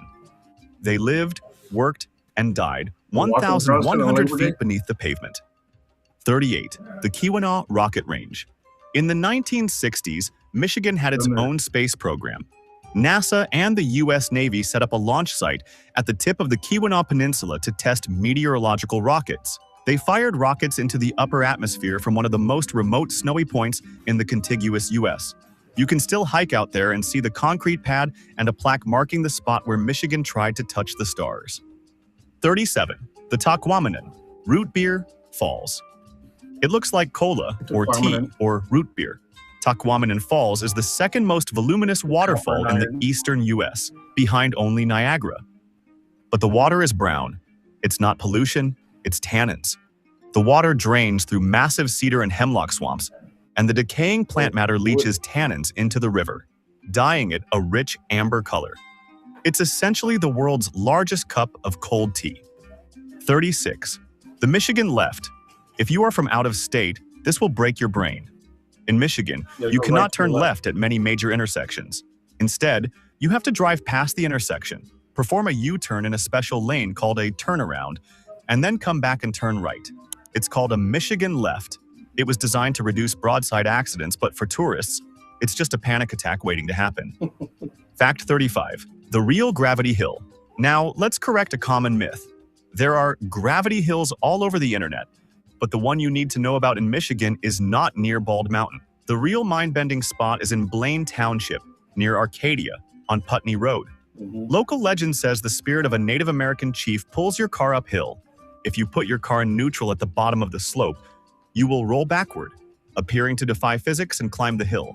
It's a powerful optical illusion, caused by the surrounding landscape obscuring the horizon line, but it feels like magic. We are hitting the halfway mark of our tour through the Mitten. If you're enjoying these deep cuts into Michigan's weird history and geography, do me a favor. Hit that subscribe button and ring the bell, and tell me in the comments, have you ever tried to return a soda can in Michigan that you bought in Ohio? I won't report you to the police, I promise.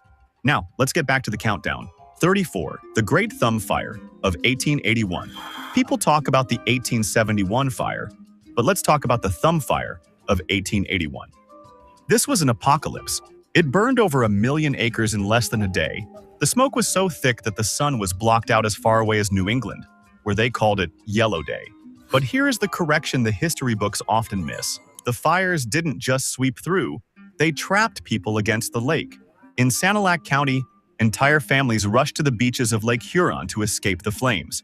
They waded into the water, covering their heads with wet blankets, while hurricane-force winds whipped cinders at them. Port Sanilac was decimated. This wasn't just a forest fire. It was the first time the American Red Cross ever responded to a disaster. 33. The fossil fuel. We mentioned Michigan produces oil, but let's get technical. There is a massive geological debate about what lies beneath the state. While we pump oil, many locals and geologists point out that calling it fossil fuel is a simplification. The Michigan Basin is a stack of mineral layers. We have crude oil, yes, but we also have magnesium and salts that are naturally forming minerals from ancient oceans. The extraction of these resources makes Michigan one of the most mineral-diverse geologies in the world. It's not just rotted dinosaurs down there. It's a chemical layer cake. 32. The Opa reflex. This is a cultural fact that is 100% true. There is a reflex embedded in the DNA of Michiganders. If we bump into someone or sneak past them in a grocery aisle, we involuntarily make a sound. Opie. It's a mix of O and oops. It is the universal password of the Midwest. If you visit Michigan and don't say, Opie, let me squeeze right past you. 31. The pelican migration of Shiawassee. When you think of pelicans, you think of Florida or the Caribbean. You do not think of Saginaw. But the Shiawassee National Wildlife Refuge is home to a massive seasonal migration of American white pelicans. These aren't the small brown ones. These are massive white birds with 9-foot wingspans. They arrive in the summer to feast in the wetlands. Seeing a flock of tropical-looking giants gliding over a Michigan cornfield is a sight that feels like a glitch in the simulation. Fact 30. The Quincy Mine Copper Giant. We know Michigan has copper, but the scale is hard to comprehend. In the Quincy Mine, deep in the Keweenaw, there are chunks of copper so big they had to be left behind. We are talking about slabs of pure native copper the size of railroad cars. The miners in the 1800s couldn't cut them. Blasting them didn't work. Copper is soft and ductile, so the dynamite just stretched it like bubble gum rather than shattering it. Millions of dollars of copper are still sitting in the dark simply because it was too big to move. 29. The Floating Post Office. Detroit has the only floating zip code in the United States.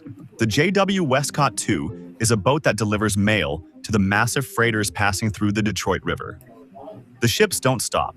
The Westcott pulls up alongside them while they are moving, and they lower a bucket on a rope to exchange mail, Amazon packages, and even pizza. The boat has its own zip code, 48222. 28. The Traverse City Asylum. In Traverse City, one of the trendiest places to shop and eat is a former mental asylum.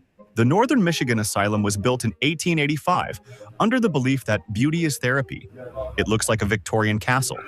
Instead of tearing it down, the city renovated it. You can now drink wine and buy boutique clothes in the same halls where Victorian-era patients were treated for hysteria. It is beautiful, and yes, it is definitely haunted. 27. The first paved road in the world. We are the Motor City, so it makes sense.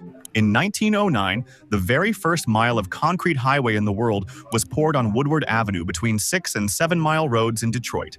Before this, roads were dirt, plank, or cobblestone. Michigan invented the modern highway, which is ironic, considering how much we complain about the potholes in them today.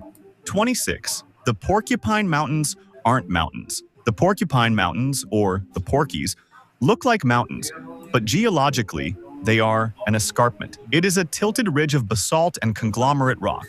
But here is the insane part. The Porkies contain the largest tract of old-growth hardwood forest west of the Adirondacks. These trees were never logged.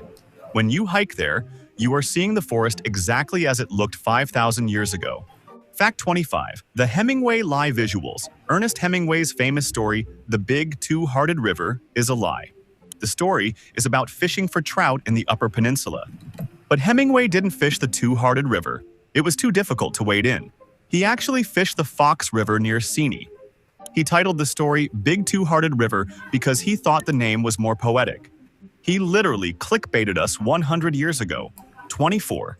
The concrete ships of World War I.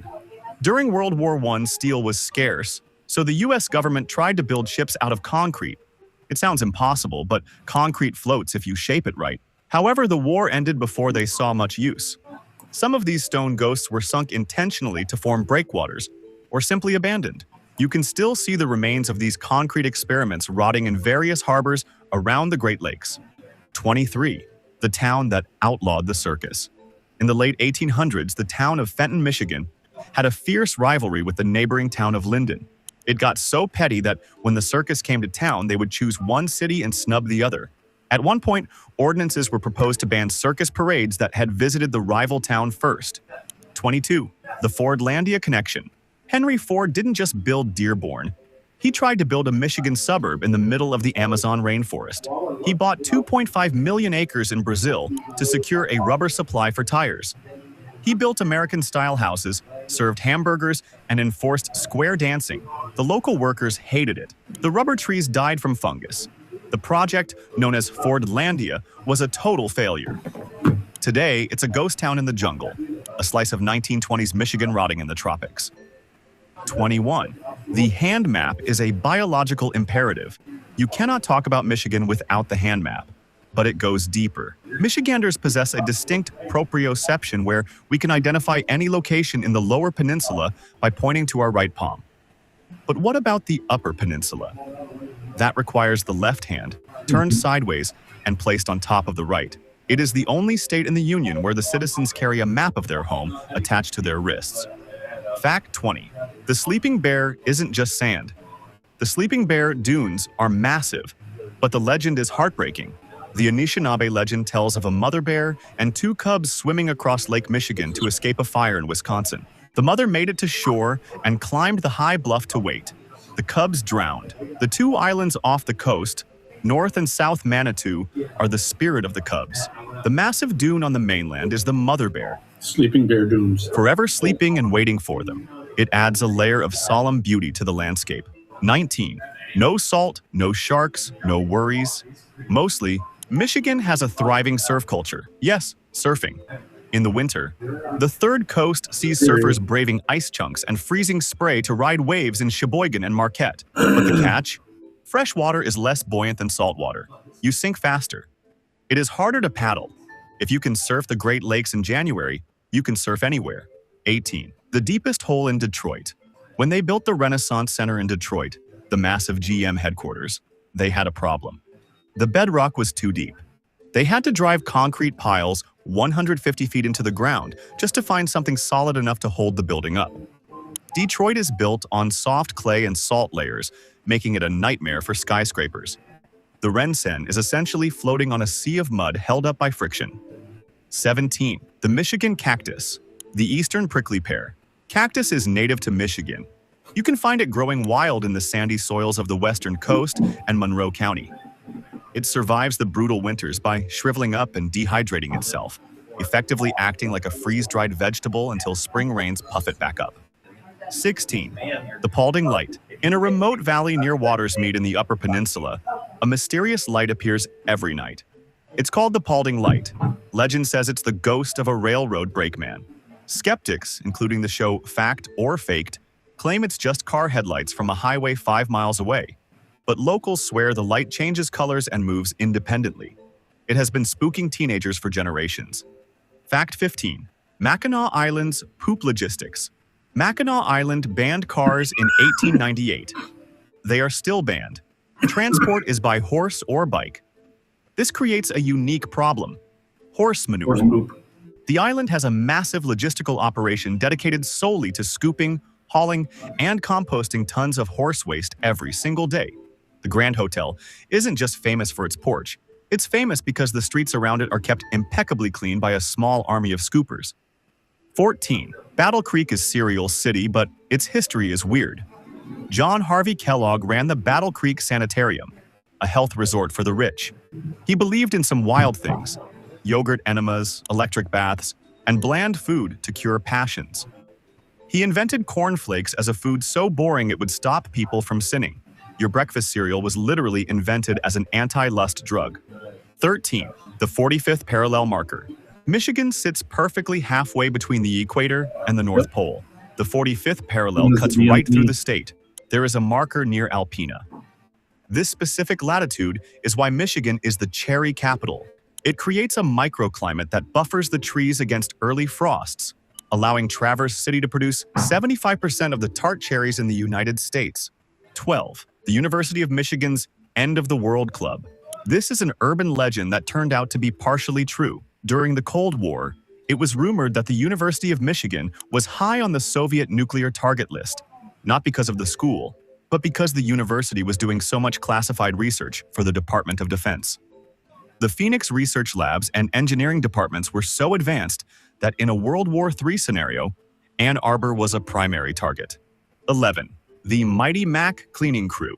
The Mackinac Bridge is so big that once they finish painting it, they have to start over immediately at the other end. It is a perpetual motion machine of maintenance. It takes roughly 7 years to paint the entire structure. By the time they finish year 7, the paint from year 1 is starting to peel. Fact 10. The salt-loving cars.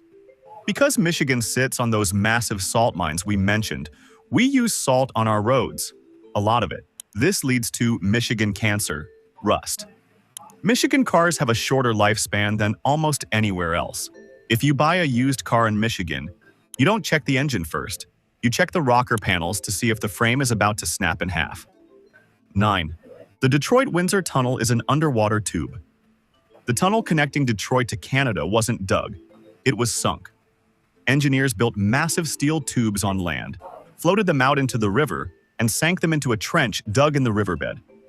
When you drive to Canada, you are driving through a steel pipe resting in the mud at the bottom of the Detroit River, with freighters passing just a few feet above your roof.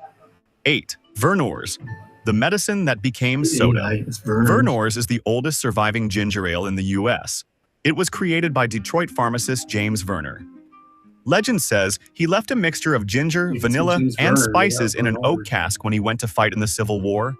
When he came back 4 years later, the keg had aged into a delicious golden drink. Michiganders don't just drink it, we use it as medicine. Stomachache, Vernors, flu, warm Vernors. It cures everything. 7. The Edmund Fitzgerald's Bell. We talked about the gales of November, but the Edmund Fitzgerald is the scar on Michigan's soul. When the ship went down in 1975, it vanished instantly. But here is the haunting fact. In 1995, divers cut the bell from the wreck and brought it to the surface. It was replaced with a replica engraved with the names of the 29 lost sailors. The real bell was rung 29 times at the surface, once for each man, and is now on display. It is the only part of the ship that has returned home. 6. Kitchitikipi, the Big Spring. This is cool. Kitchitikipi is a spring that pumps 10,000 gallons of water per minute. The water is 45 degrees constantly. Freezing. Because of the pressure of the water pushing up through the limestone cracks, the sand at the bottom boils and dances. It looks like a volcanic eruption, but it is silent and freezing cold. The fish down there, massive lake trout, look like they are floating in air because the water is so clear. Fact 5. The Petoskey Stone is a grave. Michigan's state stone, the Petoskey Stone, is fossilized rugose coral. But think about what that means. 350 million years ago, Michigan was a tropical saltwater sea near the equator. When you pick up a Petoskey stone, you're holding the calcified corpse of a prehistoric sea creature that lived before the dinosaurs. We are walking on a graveyard of tropical reef. 4. The ghost town of Fayette. On the Garden Peninsula, there is a town that time forgot. Fayette. It was a booming iron-smelting town in the late 1800s, but the hardwood forests ran out and the trains bypassed it. The town died. Today, it is a state park. The buildings are still there, the opera house, the hotel, the smelter, standing empty against the cliffs. It is perfectly preserved, as if the residents just walked away 100 years ago. 3. The Michigan Basin is a giant bow. Geologically, Michigan is a stack of saucers. The rock layers are shaped like a bowl. The center of the bowl is roughly near Midland. This structure is why we have salt, oil, and gypsum, but it also means that the water in the deep aquifers is ancient. Some of the saline water deep under the state has been trapped there for 400 million years. 2. The giant puffballs. We have the humongous fungus, but we also have giant puffballs. These are mushrooms the size of soccer balls, sometimes beach balls, that grow in Michigan forests in late summer. They look like alien eggs.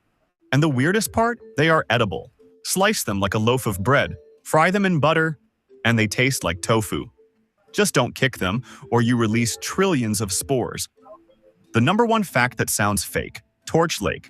People see photos of this lake and assume it is the Bahamas or the Maldives. The water is an electric, glowing turquoise. It's not a filter. The color comes from the white calcium carbonate, limestone bottom, and the extreme depth of the lake. It is so clear and so blue that Kid Rock and Eminem have partied on the sandbar there. It is the closest you can get to the Caribbean while still needing a parka in October. I promised you a bonus fact, and this one is a wild ride. The Kingdom of Beaver Island. Did you know Michigan once had a king? Not a nickname, a literal king. In the 1840s, a man named James Jesse Strang, a rival of Brigham Young for leadership of the Mormon Church, took his followers to Beaver Island in Lake Michigan. He declared himself King Strang. He wore a crown, wore a red robe, and had a coronation ceremony. He was elected to the Michigan State Legislature, so he was a king and a state rep at the same time. He ruled with an iron fist until 1856, when 2 of his disgruntled followers shot him on the pier. The kingdom collapsed, and the followers were driven off the island by angry mobs from the mainland. It remains the only kingdom to ever exist within the borders of the United States. So, from kings on islands to cars rolling uphill, Michigan is a lot more than just a mitten on a map. It's a geological wonder, a historical oddity, and a place where nature tries to kill you and hug you at the same time. If you are from Michigan, let me know which fact was your favorite, or if I missed a local legend, drop it in the comments below. Don't forget to like, subscribe, and hit that bell so you don't miss our next adventure. This is the World Blueprint. I'm Paul, and I'll see you in the next one.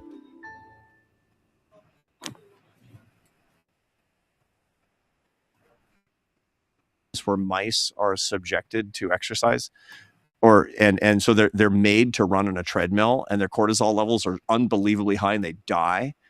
And then they actually put the same wheels out in the field, and field mice just find the wheels and run on them, and they live longer. I've probably heard you talk about these studies, right? I don't think I've talked about them, but I'm the stress studies. Yeah, it's involuntary versus voluntary stress. Turn all stress into voluntary stress through non-resistance, and it'll make you stronger and better. If something bad is happening in your life, then bring it on. Bring it on. It's just like the gym. You know, somebody rejected you, your beloved. I thought I was going to marry her. And she turns out she loves somebody else. That's the gym. That's the emotional gym. Your dorsal anterior cingulate cortex is going crazy. You're like, I invited that. I invite this. And that's your resistance actually falling, and your suffering will actually fall paradoxically, even while your pain is high. And that's where you will actually learn and grow and find your meaning. I love that clip. It is so important that we all understand that this is a process every movement goes through. Do it with a smile. I see some people in the chat are like, hey, I don't want to talk about this. I understand. I get it. It's not the most pleasant topic to talk about. That it's But while it's they're a doing the necessary work, one. they cut one of the This is lines. the voluntary suffering we all have to go through to make I do sure have our movement is booster I'm strong gonna put over in time, temporarily, but not just in the yeah, short that's fine. term. I'm going to skip ahead to something in a second. That Philly protest segment, Justin, next. I'm going to take a quick break, but I want to show you why it's so important, what we're fighting. It's okay. There was a protest in Philly, and I absolutely love exposing these people, especially when they say the quiet part right out loud. You don't have to do an advanced Freudian psychoanalytic ego, superego it approach. They just tell you. This is what I'm concerned about. Some of these same people are some of the same people, I believe, funding and producing this virus that's infiltrated the host on the right. Wait till you see this video. This is abhorrent, just absolutely disgusting. This is the stuff we're fighting. Hey, do you know that Fast Growing Trees is America's largest and most trusted online nursery with thousands of trees and plants and over 2 million happy customers?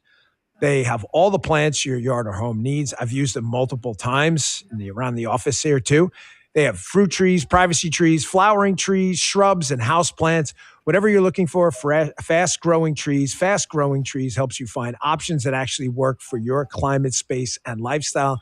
The products I purchased from there, the trees, the shrubs, the bushes are still going, still healthy, still vibrant. Used them, as I said, a couple times around the office here, around the house. We had some hedges put up. Right now, they have great deals on spring planting essentials, up to half off on select plants. And listeners to our show get 20% off their first purchase when using the code DAN, my first name, D-A-N, at checkout. That's an additional 20% off better plants and better growing at fastgrowingtrees.com. Use the code DAN at checkout. Fastgrowingtrees.com. Code DAN at checkout. Now's the perfect time to plant. Let's grow together. Use DAN to save today. Offer is valid for a limited time. Terms and conditions may apply. They did a great job in my house. Check them out. Stuff's still going. So we've been through a lot. We've been through some hard weather down here in Florida. We had like a freeze for the first time, and they made it. The Florida. You believe that? Like a freeze. Nobody knew what to do. The iguanas falling from the trees. I'm finding iguanas everywhere. I think Lucy was busy eating them. She had a nice lizard lunch there. Folks, these are the people we're fighting. When they tell you who they are, just listen to them. They know they can't take us on in a head-to-head battle. They know that. We just showed it in the last election with the overwhelming victory by Donald Trump. Watch these people. Listen to this at the Philly protest. They're cheering for what? Did I hear this correctly? Check this out. Until we have done everything in our power to bring the United States to its knees, let us not lose sight of the enemy. For every U.S. military base that crumbles, and for every U.S. soldier who returns home in a casket, we cheer. Hamas, Hezbollah, Ansar-Allah, all of the resistance forces we celebrate. These popular voices on the ground spend every waking moment in direct confrontation with Zionism, and they rely on a strong Iranian state to maintain their fighting capacity. Do you hate America? May a Hamas rocket blow up your family's home. They're so proud of themselves, these little dipshits, they won't uncover their faces. Yet they want ICE agents who are doing their patriotic duty and enforcing the law to uncover theirs so they can send death threats to their phone, to their homes and dox them and things like that. They are cheering soldiers coming home in caskets. Did I hear that correctly? You did. Hat tip I Anon Patriot via X on that. These are some of the same people spreading the exact same message to the hidden knowledge grifter class.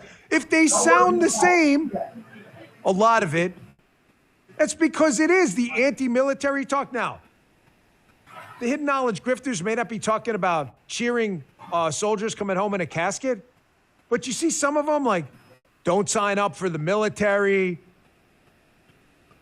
Trump, Haig's law, just the anti-military narrative. It's the exact same narrative. Look at this, just as creeped out from the Ayatollah, who is dead, like gone. like didn't obey the Dan Bongino show rule number 1, don't get dead. We got him dead real quick. There was a tweet that went out this morning.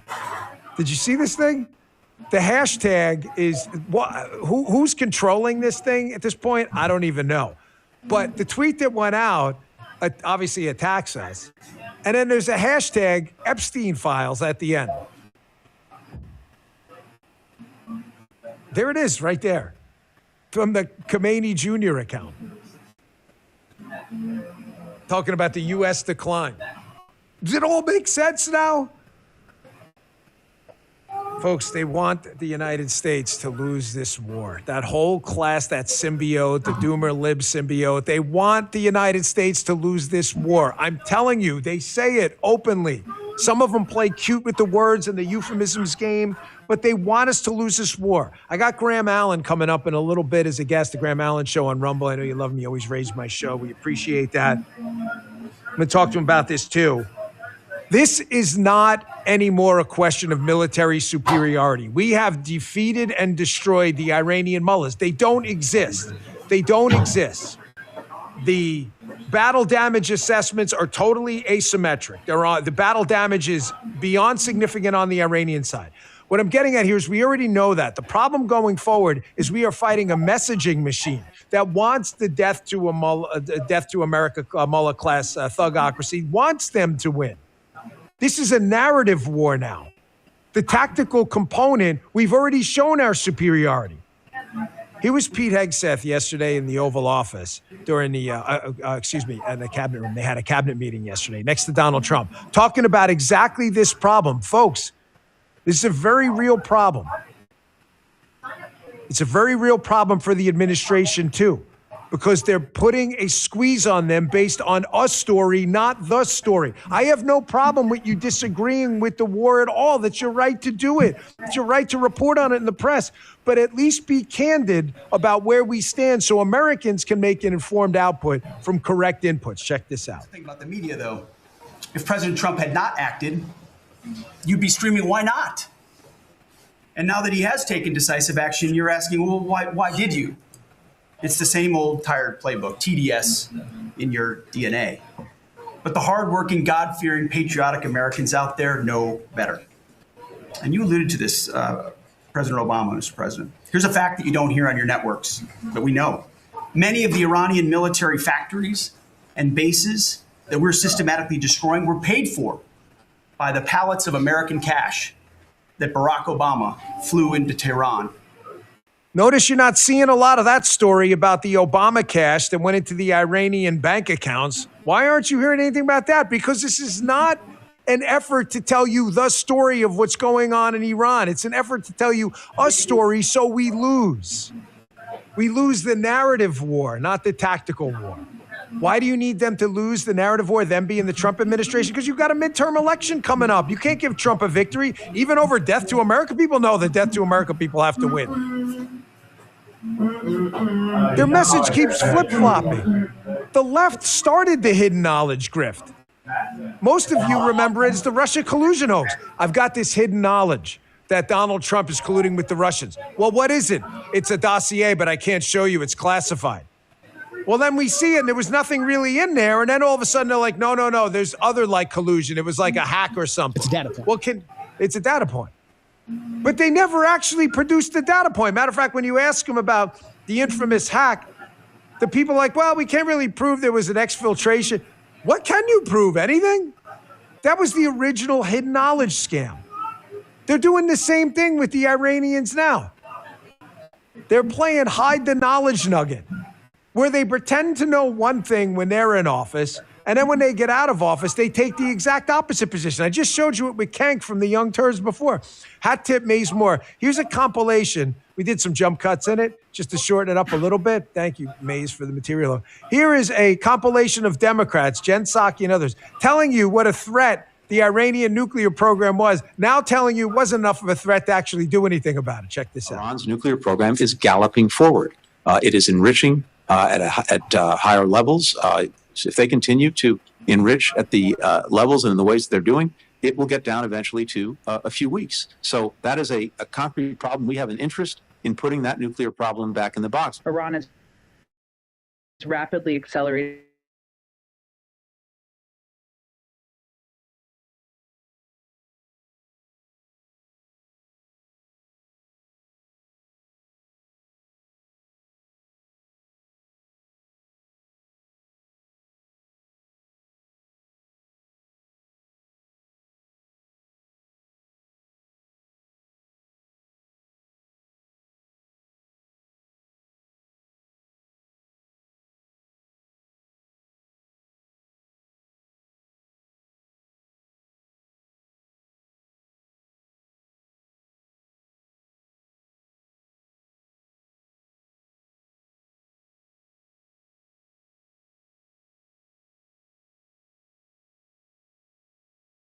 Or by hiring criminals, mounted assassination attempts against dissidents and high-ranking current and former U.S. officials, including right here on American soil.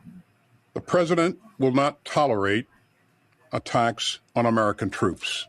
Our teammates were killed by radical militias backed by Iran. Yes, it is true. Iran is closer to a nuclear weapon than ever before. If they chose to get a nuclear weapon, could probably get one within weeks.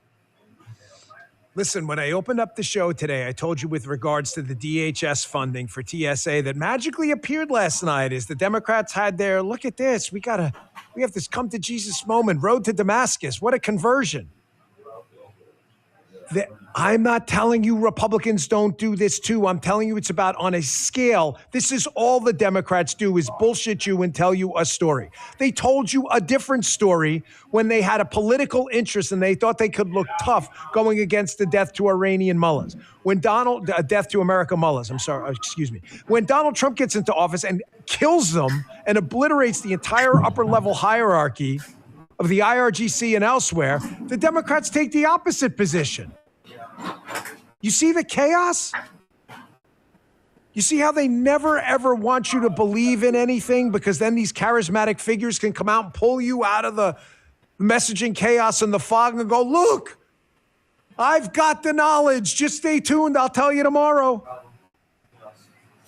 And I think one more thing the MAGA crowd has grown really tired of is international allies who are just fair weather friends. Listen, my last job and the job before that, I had pretty good relationships with foreign partners, but I'm going to tell you something you may not have heard. I'm going to tell you for a fact.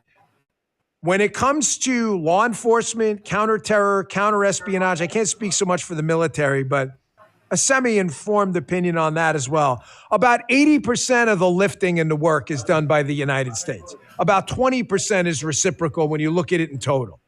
The fact that our allies, now that we've taken on the world's largest sponsor of terrorism, that has been holding basically the petrochemical business hostage through the Strait for decades now that we've done the hard work, we're asking our allies to come in and give us a little help here because this helps them too in this fractured oil market. And all of a sudden, a lot of them are just shitting the bed on us. Here's Rubio, who's been doing an amazing job, one of his 20 jobs as Secretary of State, besides the plane, going, hey, Europe, you guys going to chip in here or what? Like, are you leaving the dirty work for us again this time, too? Check this out.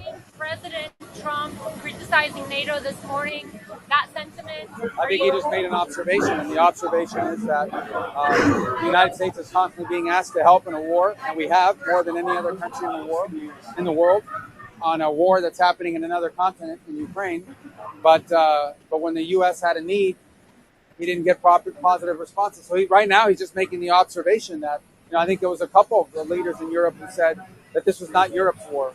Well, Ukraine is not America's war, and yet we've contributed more to that fight than any other country in the world. So it'll be something to examine. The president will have to take into account down the road. Why, listen, why do we always have to come to the rescue? No one's going to sit here and bullshit me. Like, I ran for office publicly against a lot of some of the Bush era military actions. I wasn't sure we had a good exit plan. I'm not telling you like I was trying to be General Patton about it or anything like that. I understand the limits of my own knowledge. But that's not this. That's not this. The Trump team has laid out a clear set of directives that either have been met or very close to being met. And then he's already stated, I should say, administration officials are now talking about this final blow. They clearly have some exit strategy for this. Can we just give it a couple weeks and see how it works out before we judge the ending of the book we haven't read yet? Here's Steve Witkoff, one of Trump's lead negotiators on this issue. By the way, for those people, again, claiming the Iranians were not an imminent threat, there was some fatwa against a nuclear program. He told Witkoff, these Iranian negotiators told Witkoff to go pound sand, that they were going to basically build their nuclear weapons. Is this guy a gatekeeper too? You think he's lying to President Trump? Like, everybody's lying to President Trump, but you have the hidden knowledge you'll never tell us. Here, check this out. The Iranians have the inalienable right to enrich. Then we heard they possessed enough 60% enriched material, 460 kilograms, to make 11 atomic bombs. Finally, we heard the following statement. They would not give up diplomatically, but we could not win militarily. In other words, they were again miscalculating the success of Midnight Hammer, which was a total success. These are incontrovertible signs, among many other signs, sir, that their regime had not given their negotiating team authority to make a deal required by you. Is he lying too? He's telling you what they told him. He has no reason to smoke you up about it at this point. Is this another gatekeeper? Folks, the chaos isn't working. We won the last election. Just give him a couple of more weeks. Let's figure out where this is going to go. Let's see the exit plan and strategy they're working on, and we can move on from there. Because we're dealing with this other side of the fence that is not kidding around. That is where I agree with a lot of these people, that if at the end of this 4 years, hopefully it turns into 8 and 12, we can get, JD or Rubio or someone in there. Hopefully we'll be able to right this ship and make it generational, but it's not going to happen overnight. But we are dealing with another side here that they're not kidding around. When they tell you who they are, just listen to them. The French toast. Yes. And the reason they're so afraid, by the way, of Donald Trump is because Donald Trump lives in the real world and they live in the world of ideas, and they haven't found a way to crack that since basically Bill Clinton playing the saxophone on the Arsenio Hall show. They haven't had that. Their candidates look out of touch. Donald Trump has this magic gift of saying things that are common sense to everyone listening that other politicians haven't thought to say before because they didn't have the balls. And he has this way of getting the left to overreact to every single thing he does. Cue up that Trump Somali friend thing. So we've got a serious problem with broken third world countries, and many, but not all. You have migrants that come here legally and illegally, who come here, and there's a huge fraud problem. Everybody knows it's happening. And Donald Trump's take on this is how a lot of Americans feel. Maybe they don't agree with every single word and the language and the expression, but they're like, if you're going to come here, you should contribute. And of course, the left overreacts to this. And this is the tactical advantage he has of dealing in the real world, knowing how real world people speak. Check this out. It's very Somalia-oriented. Think of it. These people come from a crooked country, disgusting country, one of the worst countries in the world. Acknowledged to be one of the worst countries in the world. Some people say it's the worst. They have no money. They have nothing. They come to our country, low IQs, and they rob us blind. Stupid people. And they rob us blind because we have crooked politicians and we have dirty cops. The Attorney General's a dirty cop. It's my opinion. It's only my opinion. And something should be done about him. Folks, they are going to have... Whose favorite video is that? I missed the stamp. I turned it. Oh, that was Gee's? There are people... there are people out there watching this. The Democrats and the intelligentsia and the media class. Oh, my God, he's a racist. One, that's bullshit, okay? That's just nonsense. There's no history of that at all. You're just making that up, so throw that in the garbage because it's just dumb liberal bullshit. However, I think what you don't understand, you think Donald Trump doesn't understand. What you don't understand is there are millions of people out there who are active voters who are nodding their heads in approval, saying, you know what, you're damn right. Nothing to do with the race of the people or their country of origin. Just don't come here from a place and steal from us and expect us to ignore the fact that a lot of people came from the same place. That's how networks sometimes work. Yes, there's a bit of a proximity bias in some of that stuff. All right, let me see here. This is why yesterday we played that video. Well, sorry to refer to yesterday's show if you missed it. However, noted leftist Jon Stewart, the late night host. Jon Stewart had a segment with Bernie Sanders, and we played it on yesterday's show. And Jon Stewart, who's, again, a pretty devoted leftist, was openly questioning the middleman government and how basically they can't solve any problems. And I thought that was strange, but now it's starting to make sense, folks. The left, as I said to you yesterday, and I'll repeat again, wants to move in a UBI direction, universal basic income, where basically the government's just a middleman. They don't manage programs anymore. The left just wants you to basically get a salary from other taxpayers to do nothing. Their excuse is AI. AI is going to put everybody out of work. So everyone's going to have to get, I don't know, $50,000 a year if you're below a certain income level. This is why they're making this argument now. Now, I want to tie this together for you. The Somali fraud case, where there have been numerous arrests, federal, been some state, the locals may be getting involved now. The exposing of that by that young man, Nick Shirley, and others like Cam Higbee, you saw out in Los Angeles, he was on Skid Row where they were registering people for money. This kind of citizen journalism, you're going to get 90% will be hits. Sometimes they're going to flake out. 10% maybe misses. But this citizen journalism is going to be exposing generational fraud basically on a daily basis moving forward, and the left knows it.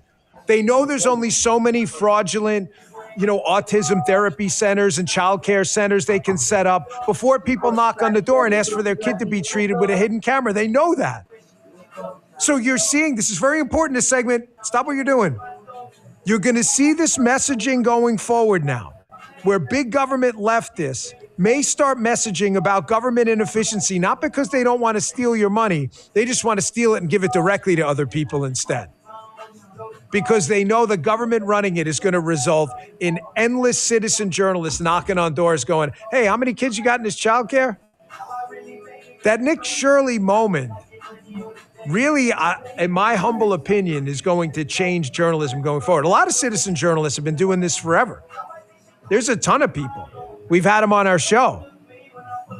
That one, I think, really shook people,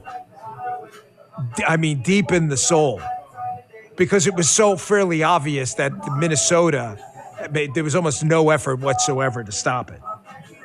Now does the Jon Stewart thing make sense now? In case you doubt me, the importance of this Nick Shirley moment, I'm going to throw in a President Trump clip right here.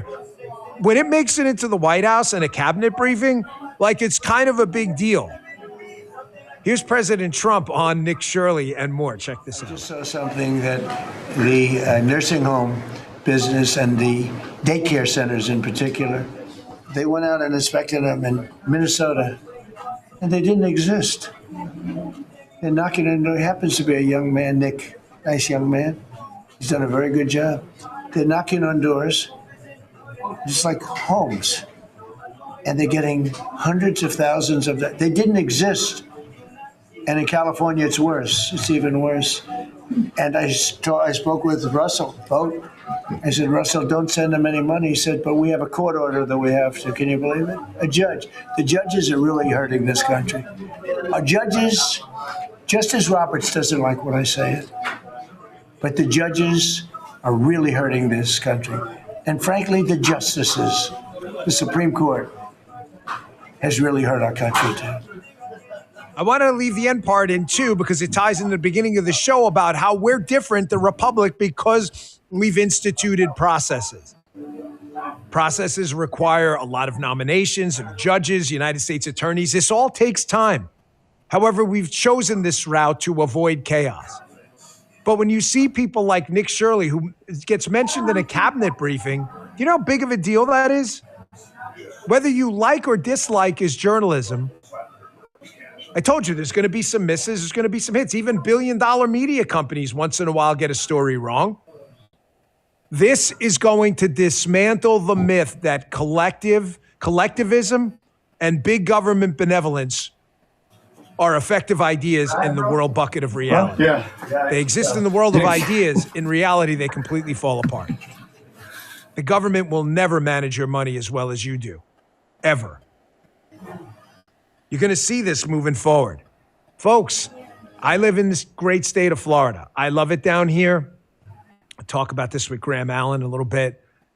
Liberals, please don't come down here. Really, we've had enough. Conservatives, welcome. Join us. Join the treehouse. But I'm not telling you Florida's above this too. We got a great governor. DeSantis is not a knock. They're doing a great job. We've got a great AG. We've got great candidates for governor. Byron Donalds. I love Byron. Florida's a great state. DeSantis done an amazing job. However, this fraud, healthcare fraud, taxpayer fraud schemes on the Medicare front, Medicaid front, DMEs, that's durable medical equipment, is rampant in Florida. Here's Dr. Oz down here in Florida proving the point that, folks, even in limited government states, whenever you introduce government into anything, you are always going to get error, fraud, scams. People who care for their own money always as a better custodian than the government will. Check this out. Let me be blunt. What we're seeing in parts of South Florida isn't just suspicious, it's outrageous. The number of questionable durable medical equipment suppliers, folks that send you canes or wheelchairs, is exploded, especially here in Palm Beach and adjacent Miami-Dade County. In some neighborhoods, now listen carefully, there are twice as many suppliers as McDonald's. That's not a coincidence. That's a red flag. As it turns out, transnational criminal organizations are involved. So we acted. CMS put a nationwide freeze, it's called a moratorium, on enrolling new DME suppliers in Medicare. That's the insurer for older Americans. We're cutting off the pipeline, and Florida is not hesitating either. This week, the state stepped up with a plan to go on the offense, requesting its own moratorium for Medicaid. That's the program that safeguards our most vulnerable. They want to slow down durable medical equipment suppliers too. That's how you respond when the system is being gamed. Folks, this is the third-party payer problem. The third-party payer is simple. You are a taxpayer, a citizen, right? Then you have a business you want to pay. Let's say you need a hip surgery, you're going to pay an orthopedic. If you pay the orthopedic directly, you care about the cost of the procedure because you're paying. You also care about the quality of said procedure because it's your freaking hip. The Milton Friedman issue with the 4 ways to spend money. The minute you introduce a third party who pays, i.e. the third party payer, sorry, but there are liberals here who are very slow, the government, and I don't pay the orthopedic surgeon, I pay taxes and the government pays. The government doesn't care about the quality of the procedure because it's not the government's hip, it's yours. And the government doesn't really care about the cost either as long as you vote for them because it's not their money either. They took it from you. Do you have that? For those who are new to the Dan Bongino show since our relaunch, we were gone for a year, obviously. This is probably the greatest explanation. I did not intend to throw this in the show, but Justin was like, hey, man, now's the time. This is Milton Friedman in about a minute and a half, explaining to you why the government anywhere getting involved in anything, from Florida to San Francisco, will always screw it up. Check this out, bookmark it. Well, you can spend your own money on yourself. And when you spend your own money on yourself, you're very careful of what you spend it on, and you make sure that you get the most for your dollar. You can spend your own money on somebody else. You give gifts to other people. You take people out to dinner. And when you spend your own money on somebody else, you're very careful that you don't spend too much. You try to keep down the amount you spend. But you don't worry very much about what the other fellow is getting from it. You don't pay anything like as much attention to the gifts you buy for other people as to the things you buy for yourself. Or you can spend somebody else's money, as when you're spending the government's money. I say the government's money, the taxpayers' money, which the government has control of.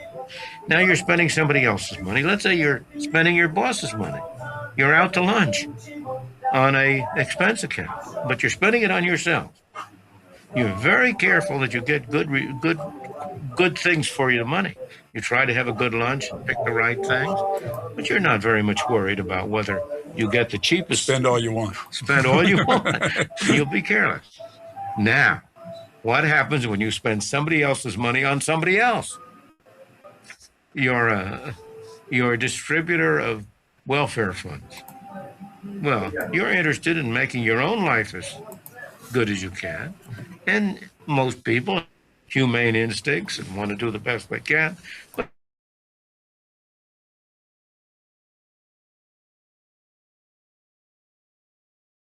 It's the best 2 minutes of your life. That is an entire PhD economics course in 2 minutes. And it's not my words, it's the great Milton Friedman. That's always going to be the problem with government. And you're going to see going forward with these citizen journalists, you are going to see exposure, devastating exposure on a mass scale of every single grift out there. We just opened the show talking about the hidden knowledge grift. This is just straight up financial grift off the taxpayers. Folks, I promise you, there are not enough federal investigators between Secret Service, DEA, IRS, FBI. There are not enough to crack down the likely hundreds of billions, if not trillions over decades in fraud. There's just not enough. We have got to intercept it at the head. There's no other way. What I'm telling you, to kind of put a cherry on top of this, is we have a really unique moment here. The Democrats are going to get exposed over the next 5 to 10 years for their, and weak-kneed Republicans, for their NGO funding, their child care center funding, everything. The fraud is going to be so massive, it's going to be a difficult time for the Democrats going forward on the messaging front. Because there's a financial motive, too, for citizen journalists to go out there. That's their job. That's what they do, to find this fraud. That's what they do if they expose fraud. It's not going to stop. We have a unique opportunity coming up to pile on that message and make sure that it resonates with them. Just don't let them transition to a UBI. They want to make the case government sucks and it's all on video? Okay, sure. We'll magnify it too. We can play this game too. All right, I got Graham Allen coming up. You're going to love Graham. It's fantastic. Graham Allen show on Rumble. Check him out. He always rates our show right after his show. I think he starts at 9 a.m. Eastern time. But we'll talk about a lot of things. I wanted to give you a little bit of Friday good feels as well before I wrap up my portion of the show by myself. So, as always, our good friend, producer Jim, likes everyone to enter into the weekend in a peaceful Zen-like moment. So he selects the finest, most relaxing audio he can find out there from our friends on the left. So for those of you looking forward to your Friday Democrat Zen moment, courtesy of producer Jim, here it is. Your Democrat Zen moment of the day. A peaceful moment to center your mind. Look, you fat fuck Trump, if you listen to this, you listen good. You right. I got Trump derangement syndrome. I hate the motherfucker. And you know what? I don't want to get rid of it. I don't want to get better. I want to get worse. I want to hate him more. I pray to God in heaven, God reign the righteous reign of Trump derangement syndrome. This has been Democrat Zen.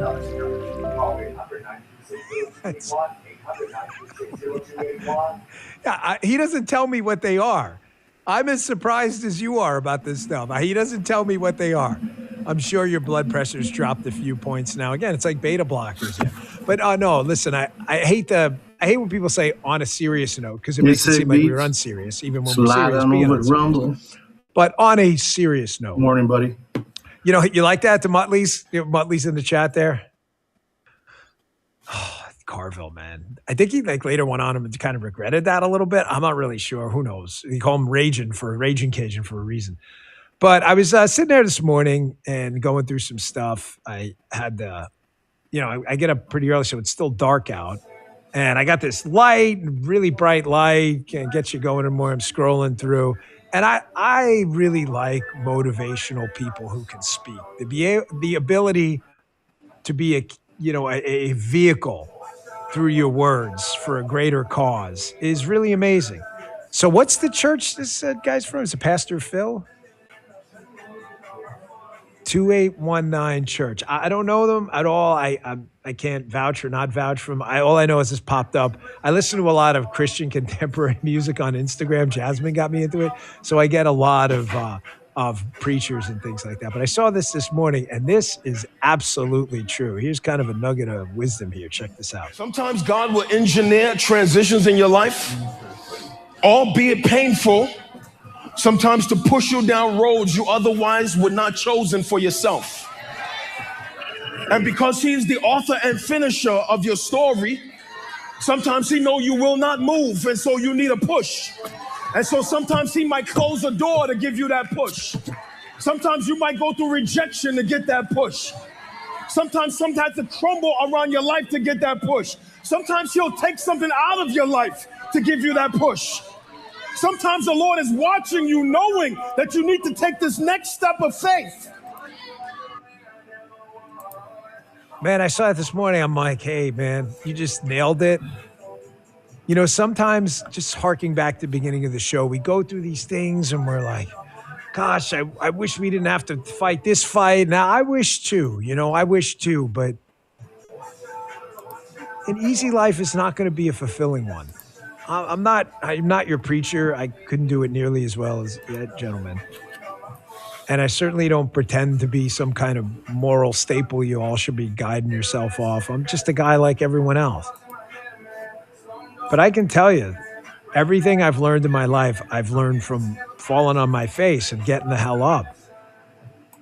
This idea that God puts obstacles there for a reason falls right in with the burnt toast theory. The toast gets burned, the fire alarm goes off, you're late for your flight, you miss your flight, you're like, I can't believe this, I'm going to miss this job opportunity I was flying to, and then the plane crashes.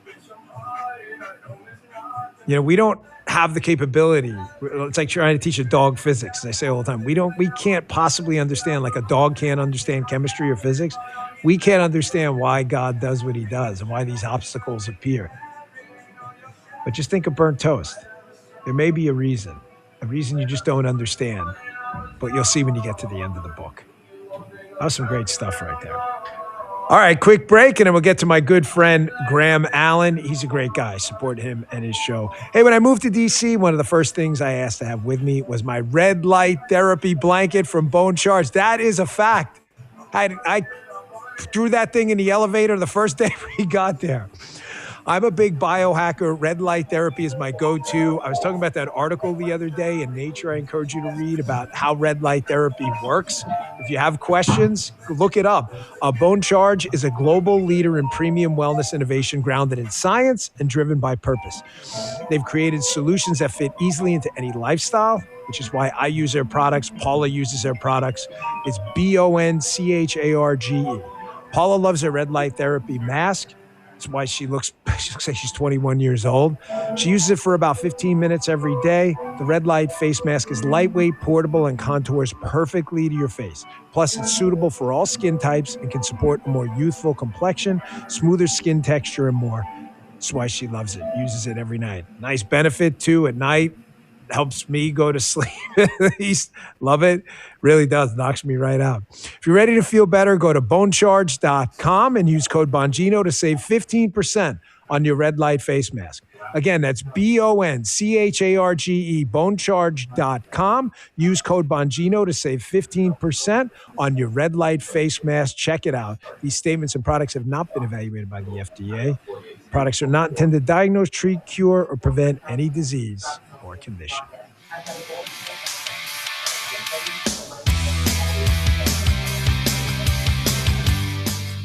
Happy to welcome back to the show my good friend and just amazing host in his own right, my good friend Graham Allen. Check him out every day on Rumble.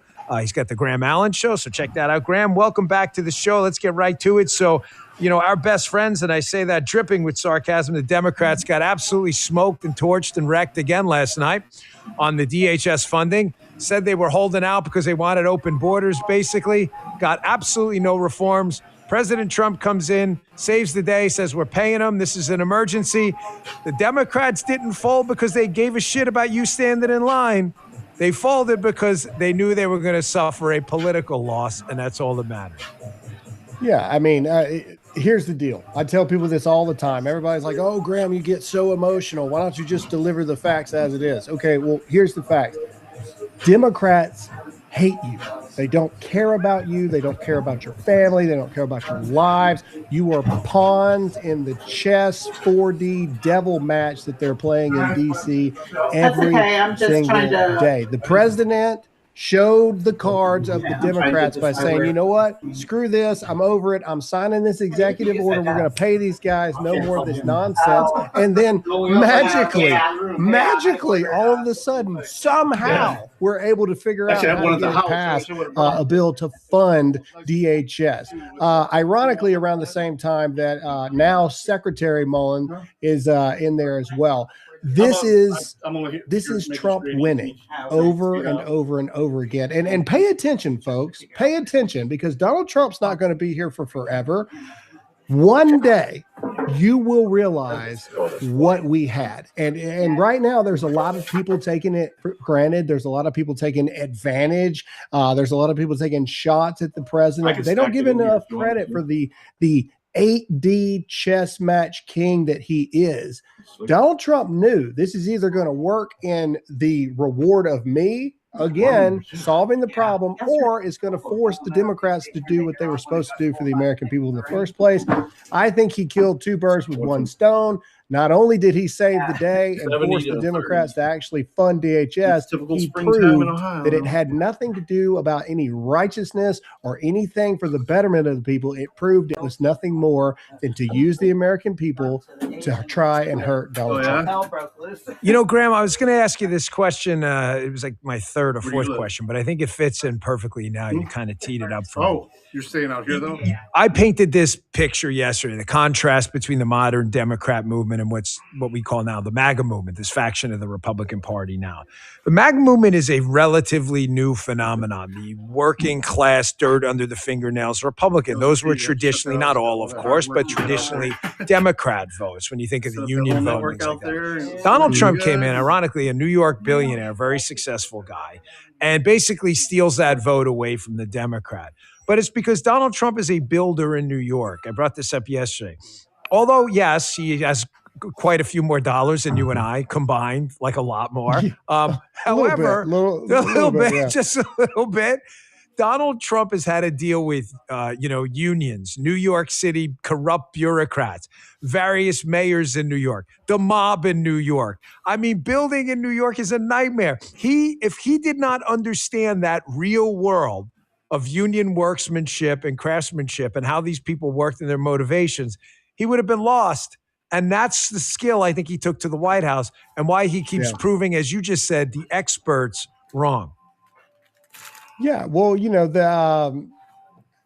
Donald Trump, somehow being the billionaire that he is a man's man. Like, he understands the everyday normal American. And somewhere along the way, if you go make sure you're part of the team before we allow you to take this next step, when in reality, we need people like electricians. We need people like plumbers. We need people like that work 12-hour swing shifts that actually know what it's like to live paycheck to paycheck, to where they don't play these political nightmare games at the expense of the American people that you just saw the Democrats did with DHS and TSA. We have to shatter this illusion that we have created amongst ourselves, that we, the everyday American people, have allowed the powers that be in DC to put out before us. And we have to shatter that glass ceiling. No one understands that more than, ironically, the multi-billionaire from New York, which is President Trump. You know, us as a movement, you and I have been fighting this relentless battle against the hidden knowledge class. You know, we have to be a movement bedrocked in process and objective truth. That's what the Republic, that's what made us different. This is not the Star Chamber. This is not the Salem witch trials. Big, fantastic claims require big, fantastic evidence, or else you have Tower of Babel chaos and nothing means anything anymore. I said, I will never show your family and I will never let people know where you are because that is morally bankrupt. You are cowards, what you've done to my family, yeah? But you're going to answer questions. I'm coming to find you with a camera and I'm coming to ask you questions. I faced 10 years in prison for saying I'm coming to ask them questions. Wow. They say that I should have known that that would make them feel in fear. Even though my daughter, I've got messages from my daughter when they published it all. My daughter messaged her mum saying, Mum, I'm terrified. I'm reading all the comments. People want to rape us. They want to kill you. Yeah. They're coming looking for us. What are we going to do? So even though they located my family, people actually made videos, Muslims, saying this is the hotel he's in. Go and get him. Another Muslim, some pirate from Somalia, done a video rapping. Another one done one with a machine gun, which I know you've got lots of guns here, but they don't have guns in the UK. Well, the criminals do. So they've done a video of a machine gun. So it's like, so you done that to me. 8 million, they're talking like I had 8 million people viewed their stupid lying story. And then because I turned the camera around, that's all I've done, is turn the camera around and said, right, I'm coming to ask you some questions, guys. Yeah. That's it. Bang, they come for me. They use the law. Was it at least a flattering picture on the sunbed? No, that's what I was gutted about. That was my main concern. Come on, I could give me some warning. 8 million people look at me flabber, with my little belly hanging out. Yeah, that's the greatest crime in all this. I do notice that the Islamists, in their threats, they really like going to the rape card. Whether you're a woman or a man, it's their go-to because it's a power thing. And one time my dad got cut off by a cab driver in Montreal. And my dad was like, hey, man, what's your... And the guy got out. He said, I'm going to fuck you. Fuck your mum. Yeah. He said, no, he said you. He said, I'm going to fuck you before you go home. Like, the timeline mattered. I'm like, if you rape him, it's bad enough. And as a kid, I was in the back. I said, that makes you gay. And my dad was like, shut the fuck up, okay? It's like, but I remember him saying that. If you're giving. That's right. It's a power move. Yeah, no, to them, it's not gay if you give. But that is because, and I know, I would say I'm even further to the right of you on Islam. In the sense that I know there are plenty of moderate Muslims, and I would say they're largely secular Muslims because we've seen this problem in the state. The political prescription of Islam, and there is a political prescription, that's why it's different from other religions, is irreconcilable with the Constitution in America. And so I know that there are Muslims who don't want people to be hurt or support terrorism. But they're not going to stop them. It's one of the religions that is, frankly, it almost needs to be denounced to be an American citizen because it requires usurping American laws. We need to definitively say, do you reject this component of this sect of Islam that would actually be contradictory to our laws? That's something, and no one wants. So, and I know that I don't want to put you in hot water, but because you can't even say the name. You said like. I'll say his name is Faggot. I can say that in the States. Okay. That's his, yeah. Oh, there you go. So explain though to people here in the States who may not know. And by the way, I think, like I said, I'll get sometimes people, no matter what you do on social media, they get mad. They're like, oh, if you're a coward unless you have Tommy Robinson on. I'm like, but I have though. Like, well, I'm on again. I'm like, fine. You're damned if you do and damned if you don't. Yeah. On every issue. So yeah, I read some comments online. Do you think, really? I mean, where have you been? I have a pretty good track record of having anyone on who will have a conversation in good faith and being pretty clear about where I line up. Explain to Americans, though, because I've talked about this as a half Canadian, what has happened to the UK? Because there also is an undercurrent right now of people saying, actually, Islam, even on the right, it's a small faction, Islam's not a problem. Actually. Oh, they are such arseholes. They're lying. No, I'm telling you, they're lying. They're acting like traitors to your nation. I've seen Tucker Carlson talk about it. It's just like, really? So you're actually going to lie to the American public that Islam's not a danger just because you have this disagreement, whether it be with Israel or because Qatar are funding you or whatever's happening. And lots of the commentators on the right. And I think for the problem for Americans is you haven't lived what we're living in Europe. So we're surrounded by them. In my hometown, there's 45 mosques, white English are a minority, 50% Kashmiri Pakistani. I've seen the rapes. My family have been affected by it. Terrorism, jihad, the hostility, the violence. So whether it be me in the UK or someone in Sweden or someone in Germany and someone in France, we get it. Yeah. Right. But then we've got some commentators sitting in the United States who doesn't know a single Muslim, hasn't experienced anything, sitting telling us we need a Muslim-Christian alliance. I said, well, you tell that to the last 1,400 years of victims of Christians. What's the Christian population in Syria? And what was it? Right. It's gone down to what, 0.2%, has it? Yep. From what? What about Iraq, Afghanistan? I don't want to hear Tucker Carlson tell me how good and how great you can have an alliance with Muslims and Islam. I want to hear from the Christians who live under Islam. I want to hear from the minorities that are persecuted, raped and pillaged by Islam. I want to hear from the ex-Muslims who can't actually speak freely because they're going to get killed because they're apostates. Or I want to hear from people who have experienced it in the UK and actually understand what's going on. Yeah. So I don't need some commentator who has absolutely no idea telling me about a Muslim-Christian alliance, because there will never be a Muslim-Christian alliance, because we have 1,400 years of history that tells us that. Not since 1948. Yeah. This didn't start in 1948. I know. Okay? I know. It's mad. People don't know where the term leatherneck comes from with our Marines. It was to fight off Islamic Somali pirates, actually. It's just mental. So I see it all. But has he advocated for I just want to be clear because I don't know. Has he advocated for a Muslim-Christian alliance? Or I've also heard the argument from people saying, well, actually, the Islamic problem is orchestrated by Israel and the Jews because of displacing them and then demanding other nations take them. Now, that's an argument that I think there's a discussion to be had I've heard that, but the same people that say that are the people who are against the Ayatollah being removed. Now, the Ayatollah and Iran are funding the Muslim Brotherhood in Sudan. Many of the migrants coming to my country right now are from Sudan because there's a jihad waged in Sudan. So many of them are fleeing from Sudan, or they're coming from Yemen, which is being bombed from Saudi Arabia. So it's like the counter argument is, well, there's wars going on everywhere, yeah? Right. So it's not specifically just Israel. But when you're talking about they're the point in coming here, so I say, well, where are we now? We're in Dallas, yeah? You've got an Epic Center mosque there that I went to the other day. You've got huge, it's not a mosque, it's a compound, it's a village. It's got Medina villas. It's every shop is now Islamic. So I said, who's funding that? Is it Israel? Because those are the bases which are being built. You've got 330 mosques now in Texas. Yeah. Who's funding them?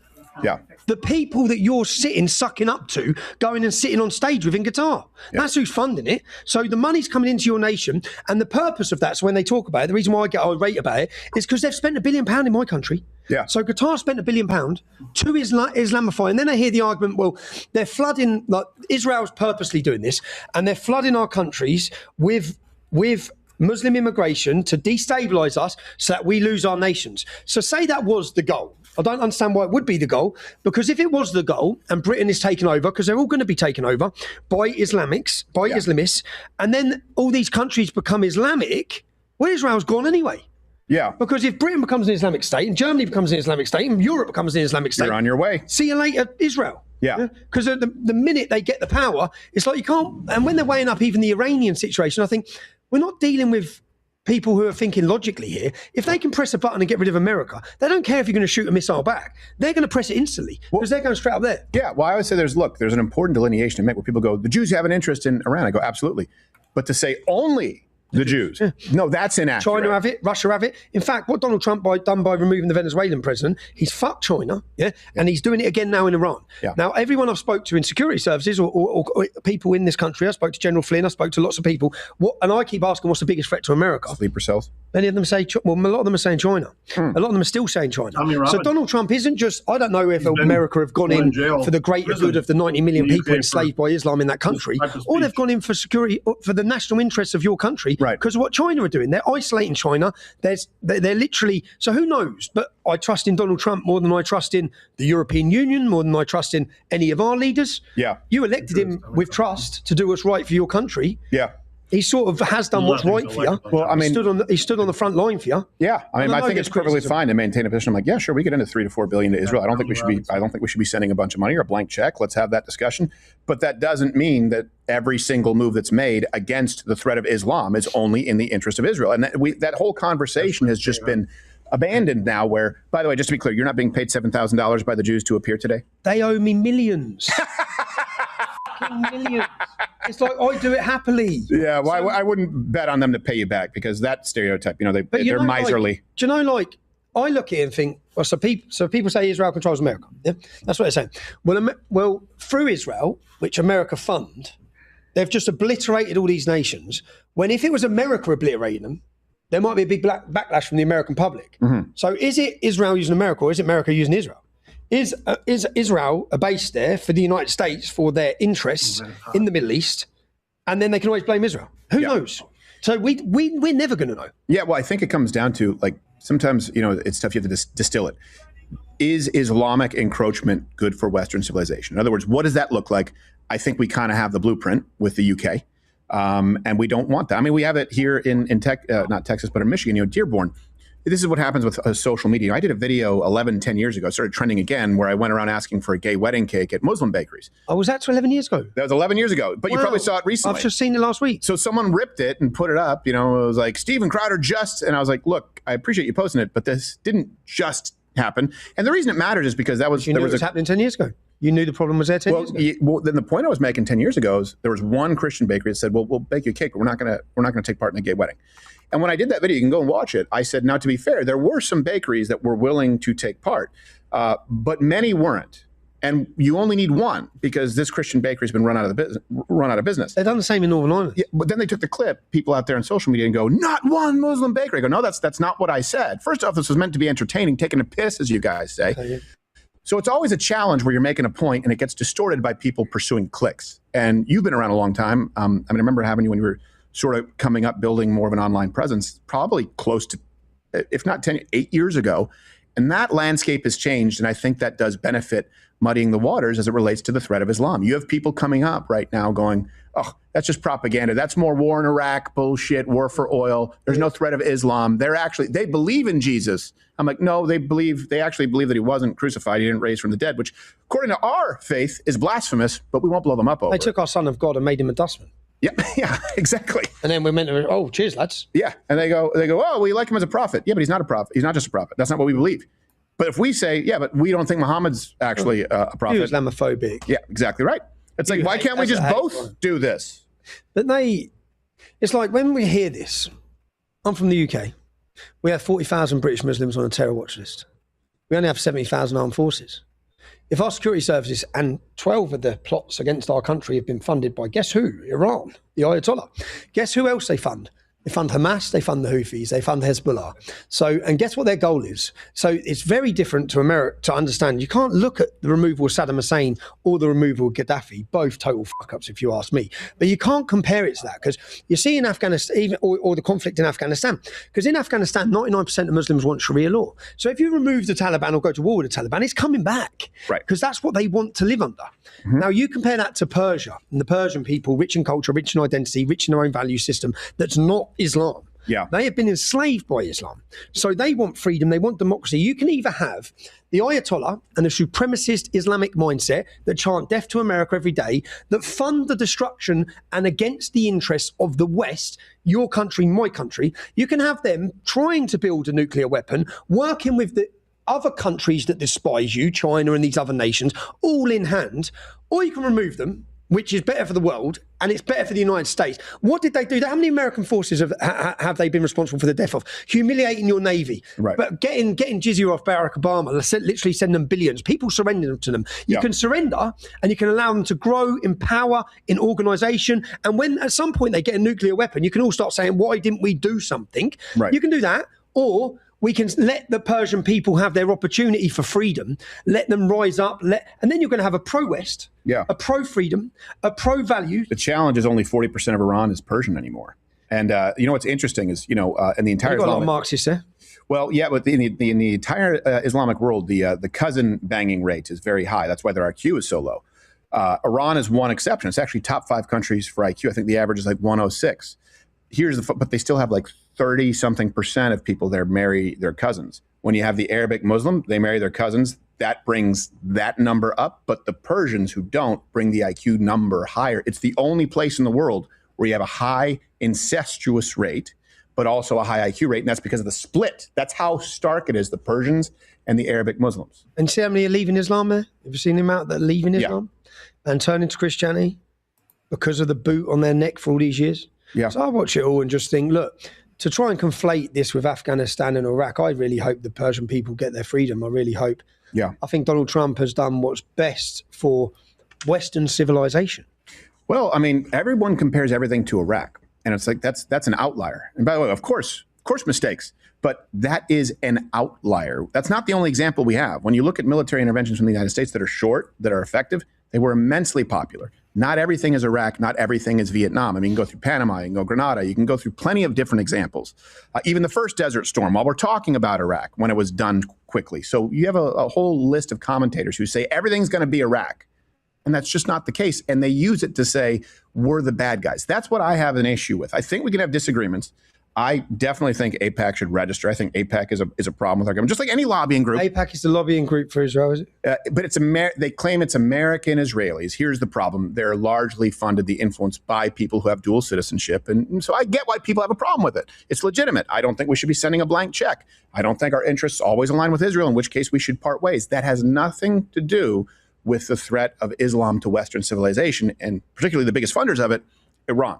That is a view that is seen by a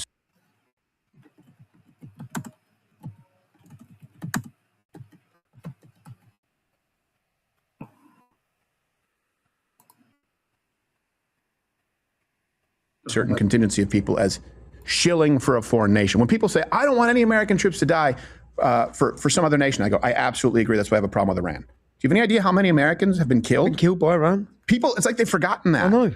It's like they've just forgotten how many. And no, they're not just killed. They made America look like a bitch for the last fucking however many years. Mm-hmm. They made look what Barack Obama. Look under Biden.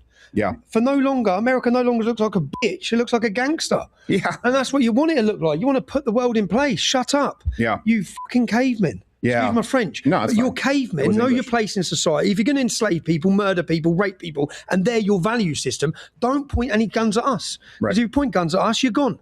And that's what, and I think I'm watching it thinking, go on, America. About time America's back on the world stage. About time America is the height of the world. Fuck around and find out. Yeah. And you need to, and when people talk about military strength, I've grown up around Islam. There's only one language I understand. How? And there's only one language they actually respect. You see, like I said, if I run with them, if you run once, you're running for your whole life. I've grown up with them. Yeah. You may not want to. You have to put on a strong face. Right. Or they will walk all over you. Yeah. So they actually respect it. I get Muslim gangsters in my town. When I walk past them, they'll come over, shake my hand. I don't like you, Tommy, but I respect you. Yeah. There's a level, you need to know how they think. You know what they think when they're dealing with a coward who compeses and starting his video with Salam Alaikum and Happy Ramadan and all this bullshit. They just think wanker. They think you absolute mug.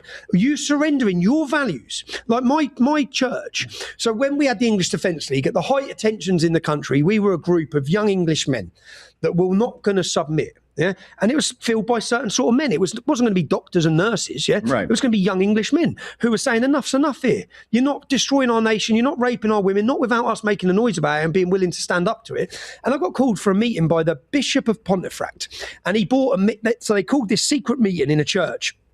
The church leadership. I remember when the bishop invited us, I thought, I wonder if the Queen knows about this, yeah? Because there was trouble on the streets, there was tension in the nation, and they sat us down as leaders of the English Defence League, and they sat down the leaders of the Deobandi sect of Islam. Now, before we walked in, the priest told us, by the way, MI5 or MI6, one of them, see these as the future leadership in Britain, which was the Deobandis. Well, that's a problem because they're cavemen. Yeah, right. It's a real problem. Yeah. So when we went to the meeting, they said, let's clear the air. I said, all right, let's clear the air. Yeah. And I just went, let rip. I said, you're doing this, you're pissing us off, you're taking liberties with our women, you're raping through our towns, you're doing, and I went through everything. And the bloke went, well, we're used to having these diversity meetings where everyone tells us everything's great. I said, well, nothing's great. So and I said, and then the priest said, well, the bishop said, what we've done is we've tried to bring everyone together. We had a Christmas event with the Muslim community. I said, oh, great. Did you have wine? And he looked. I said, you didn't have wine, did you? He said, no. I said, you had a Sharia-compliant Christmas, do you mug? I said, so you see what I mean? You've surrendered your values. Yeah. They won't budge. Right. You're budging. They will not budge. It's their way or the highway. Right. Now, this is our country. It's our culture. It's our identity. It's our future. It's our forefathers that bled for this nation, and you're giving it away. Right. Through weakness. Yeah. And they don't respect that. So they respect Donald. Do you know when Donald Trump was elected in 2016? I was in Israel for my first ever time I've been there. Yeah. And I was asking questions. And all of them said, yeah, strong man, Donald Trump. I thought, hold on a minute. He's meant to be putting in a Muslim ban. He's run it, which wasn't a Muslim ban. Do you know that Muslim ban he put in? If we had that in the UK, 26 kids wouldn't have been blown up in the Ariana Grande concert. 280 Europeans wouldn't have been slaughtered through people who went to the countries, just off the people that went to the countries he banned. Yeah. So it's like, and when I asked Muslims out there, they said, yeah, Donald Trump, they all love Donald Trump. Yeah. So it's like, Well, you have that a lot, actually, too, surprisingly, here when the election was going around, because they liked A lot of them like the Abrahamic Peace Accords. A lot of them don't want these wars with Israel. A lot of the more secular Muslims in the United States. But it's still troubling. 198 million Muslims globally believe that violence is justified as a means to a political. Do you know the percentage in America? In the United States, which percentage of Muslims support violence? I don't know that number. I didn't know that they had actually conducted a study. Upwards of 50% want Sharia in some form. Upwards of 51%, I believe. Now I looked. It was 42% in France, 35% in Britain. I think 26%. Well, I know the Sharia number, but I don't think there's been a poll of supporting violence. What I'm saying is 198 million answered yes to violence against apostates and against non-Muslims in a global Pew study. 8% in America said suicide bombing can be justified. I think. Yeah. Okay. I think I started looking at America. Yeah. Yeah. It's too much. Put that way. I'd say it's 198 million too much. Your security services. What's that? American security services. Yeah. Will be monitoring to see if the Chinese Communist Party get people in positions of power or education in order to work for the communist state of China. Right. Well, they need to do the same for Islam. Because the communist state of China wish for communism and to overthrow democracy, and they wish for their interests. Well, Islam, whether they come, say 99% Pew Research that want Sharia law in Afghanistan, when you bring 1 million of them into your country, they don't stop at the border and go, right, we're going to leave our views right here. Yeah. We're going to come in and we believe in democracy and freedom. It'd be like you come to the States and be like, I fucking hate soccer. Yeah. They'd be like, no, that doesn't happen. You still like gay sports. Baseball and that. Okay. Yeah. But they bring it with them. They're, as you said, with the value system, and they should have to. It goes totally, it's alien to your culture. The European Court of Human Rights, I think in 2007, ruled Sharia law was incompatible with Western democracy and freedom. It absolutely is. Why are Texas just had a vote. 95% of Republican primary voters want a ban on Sharia. Why is this even a conversation? Right. Why is, coming from the top of the government, is Sharia not banned? Well, it doesn't mean, even when you ban it, because we've got 100 Sharia courts, 100 Sharia law courts in the UK. Yeah. Well, and the thing is, even if you ban Sharia courts, they just have de facto Sharia courts, like a lot of divorces in Dearborn. Exactly. And they don't call the police. They don't need paperwork. If they get married, the judge, the Sharia judge, the Talik, say it 3 times. And then a divorce. The girl only gets 50. So for the women, I always used to say to my ex-wife, right, you see if they win, I'm all right. I'll just marry 2 of your mates. Like, I can have 3 wives. Yeah. You're fucked. Mm-hmm. I said, it's all about you, women. It's all about you. So when you see these Western women in a Sharia court in the UK, if there's inheritance, the girl, say there's a brother and a sister, she gets 50% less than him because she's worth 50% less because the Quran says she's worth half of the man. Right. And that's the Muslim women that are worth half of the man. Yeah. Now you look at our women. Our women, and again, statistics, which matter, because then it's not my opinion, 3% of the UK population is Muslim men. 90% of the convictions of men who have raped children, 90% are Muslim men. Yeah. 30% are called Muhammad. Well, here's the ultimate problem, though, because I'll be a chauvinist if I say this. The truth is, you don't get that policy without female voters. That's the big irony. You don't get men and women's sports if not for white suburban voters. You don't get Sharia, you don't get the epicenter if not for white female suburban voters. And so if you, I think a lot of that comes from, I think a lot of this issue. Well, women are inherently liberal. They're inherently left, and feminism. I don't think they're educated either on what Islam is. But they never will be because they vote very emotionally. That's what feminism spurred. And so you're a chauvinist if you're like, well, look, this is a problem. And they go, don't infantilize me. All right, I guess it's infantilizing you to tell you that you have no rights under Islam, to tell you what that looks like. So the greatest ally, ironically, to Islam encroachment in the West is white suburban feminist women, and they don't even know it. Otherwise, how do you explain, and you can't, right? It's rhetorical. When you see someone with a Palestine flag next to a rainbow flag, right? It defies reason. Well, it's a feminist worldview of, they're victims, so let me help them, regardless of ideology. Partly victims, or they're all working for the destruction of the West, and they share that common goal to bring down the West through Marxism, through their political ideas, the destruction of the state. They want to end the police, defund the police, all because they want destabilization, because they want to replace the system of democracy. Yeah. Well, the feminists just call it patriarchy. The West just call it, how Islam just calls it the West, decadence, that kind of thing. And LGBTQAIP, I don't know what they call it. We've seen this before. The Iranians saw it in the Islamic Revolution, because the Marxists and the communists worked with the Islamists in order to overthrow the country. And then when the Islamists got in, they killed the Marxists. And the only good benefit is if they win, they're first to go. Yeah. But same in Lebanon. There's a silver lining. Same in Lebanon. It's not like you can't look to where this has happened, this alliance. It's happened so many times. Well, Lebanon's a good example because you mentioned Christians. There was a pretty significant portion of Lebanon that was a Christian population. Not anymore. Till they let them in. Yep. Till they let them in. I suppose somehow you can find a way of blaming Israel, can't you, guys? Yeah, Lebanon. Yeah. Well, Senator, we have one of the highest concentrations of Lebanese people. I think actually Montreal is the highest concentration of Lebanese people. There's a specific neighborhood outside of Lebanon, and many of them were Christians because they had fled. And that's also why you see these Iranians who are so pro-American because they fled. Yeah, the Iranians get it, yeah, and the Persian Iranians do. The Persian Iranian, and the only actual women that I've seen in my lifetime.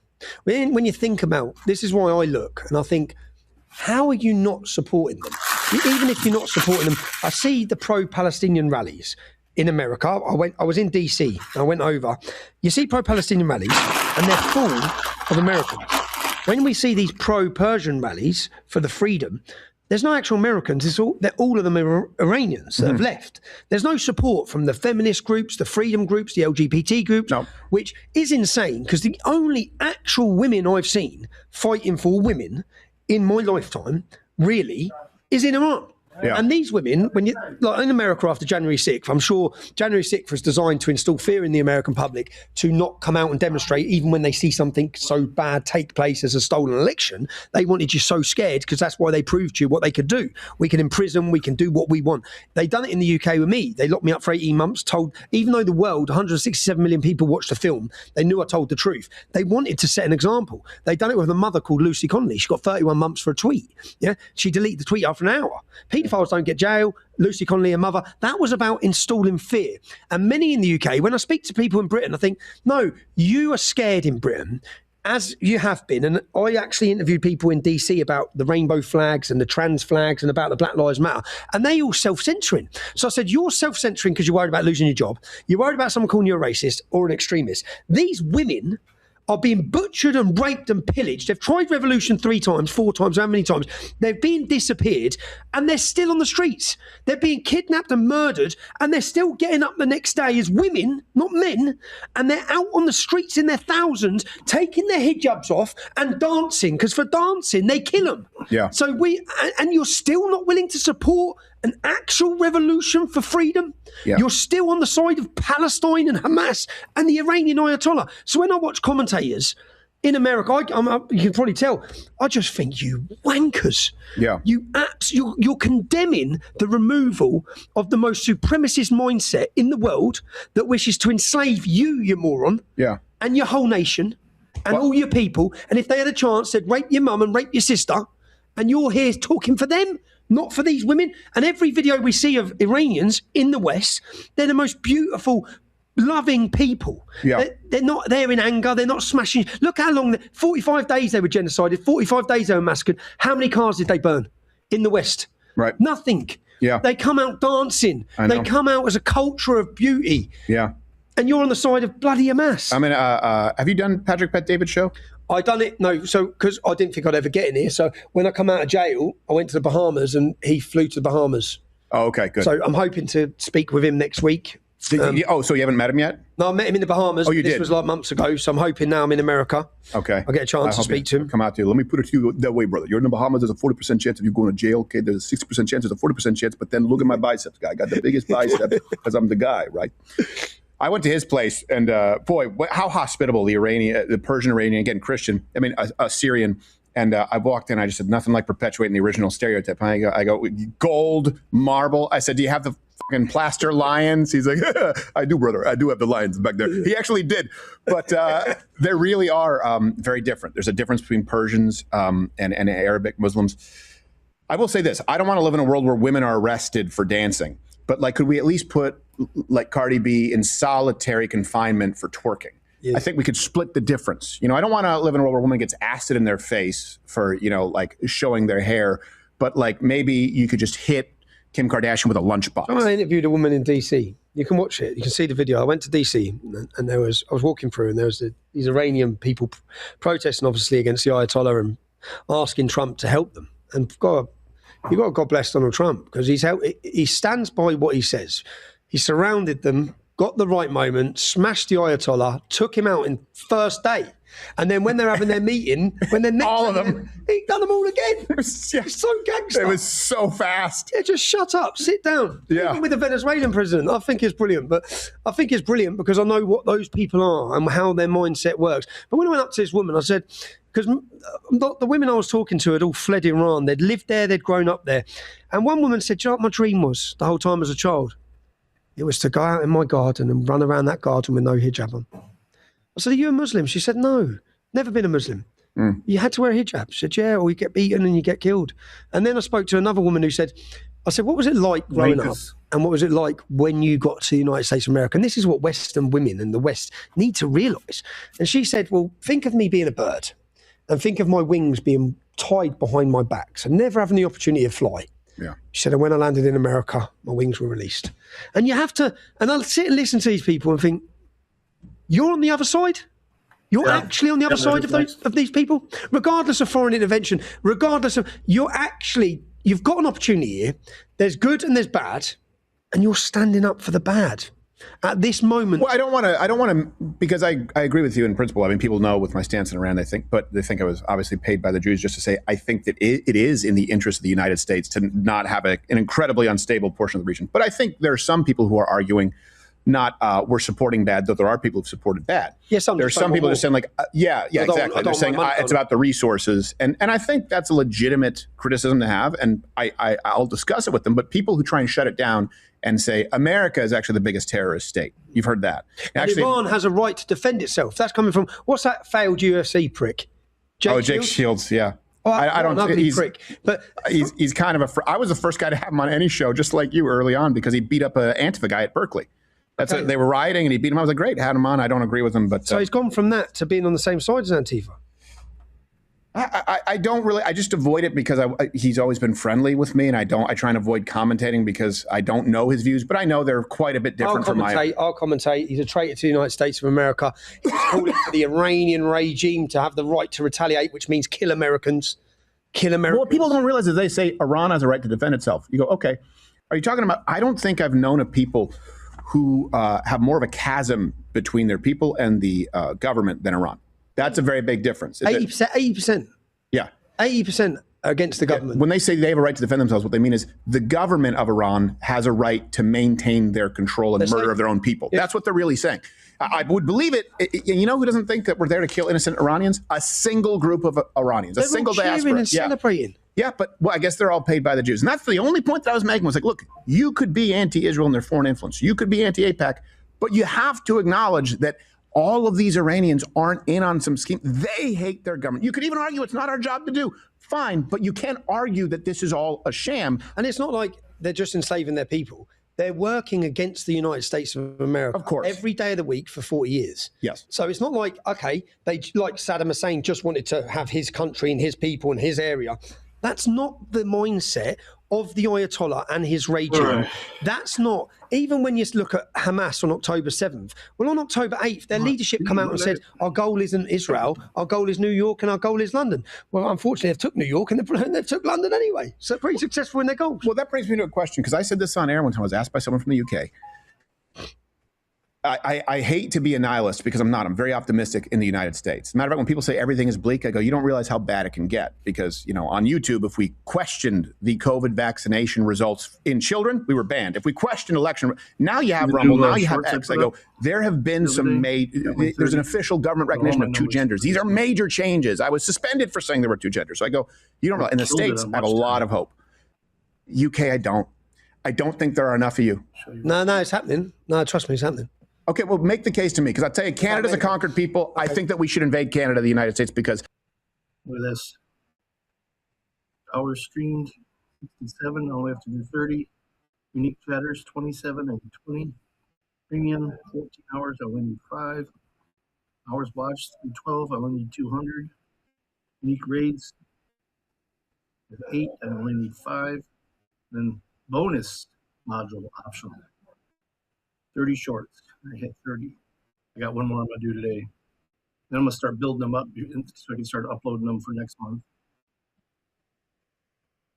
That's what we created. Now, 2 years ago, 2 years ago, when Elon Musk picked us up and he gave us back my platform, I'd been broken. I'd lost a court case, bankrupt for 1.3 million. They'd lied. All these things happened. It'd been 10 years of just non-stop smashing by the state. I then was sat out in Spain. Elon Musk picks us up, my account turns back on.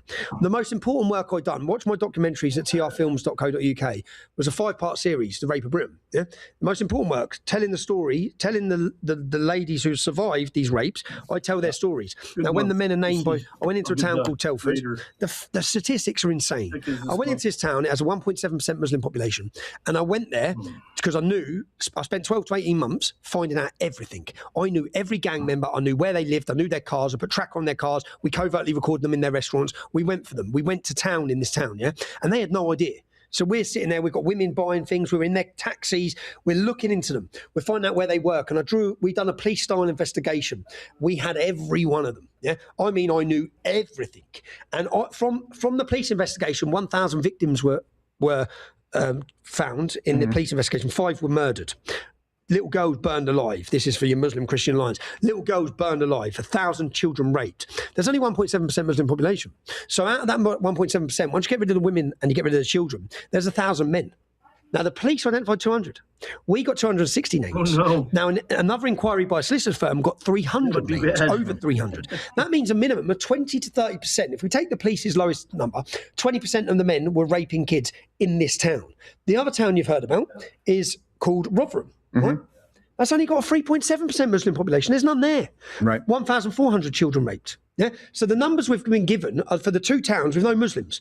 My town's 50%. So what do you think is like there? But we've been fighting for this, and I've been hitting, and it started off early on in 2009. I got attacked all the time, spat at, abused, called a racist, called an extremist. We've shifted, man. I walk down the streets now and I knew something was coming. So when Elon Musk gave me back my page, I flew back to the UK because I'd been exiled pretty much, broken. Yeah. I flew back and I called a meeting. Do you know Katie Hopkins? Yeah. You know Carl Benjamin? Yes. Well, I've had him on I haven't had her, but I've had him on the show many times. Okay. So Lawrence Fox, Mayor Tusi. So we called a meeting of 10, 15 what you could call influencers, people like yourself, Stephen, yeah? People in the UK who have tried to speak up, faced opposition, been cancelled, been attacked, been sued, been violently. So we called a meeting, sat down and said, right, we need to fight, yeah?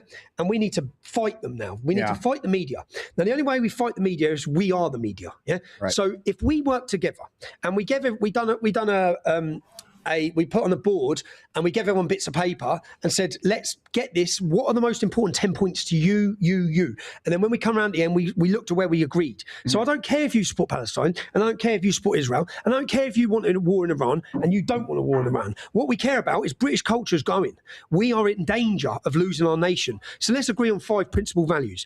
Let's agree, and what we got down to in the 5 things we agreed on, we're against mass immigration, we're against the Islamization of our country, LGBTQ+ values, free speech, and the Judeo-Christian culture of this nation. Yeah? Even if you don't follow Jesus Christ, what built this country, what is the reason it has these values, what made it Great Britain, what made us the best place on the planet, it's come from Christianity. Accept it, we've lost it, don't lose it in America. So we've done all this. So we agreed on 5 things. I said, right, and that way it wasn't my movement, it was all of our movements, because I didn't make it, we made it. So when we agreed, and it took months of negotiations, of talks, of going back and forward, and we said, right, now, if we do a cultural video, or we want to oppose a politician, like a click of a finger, we've got worldwide reach. You've got TikTok, you've got the youth, you've got the older generation, I've got YouTube, you've got that. So we come together, which is what people need to do in America, because you've got to fight them.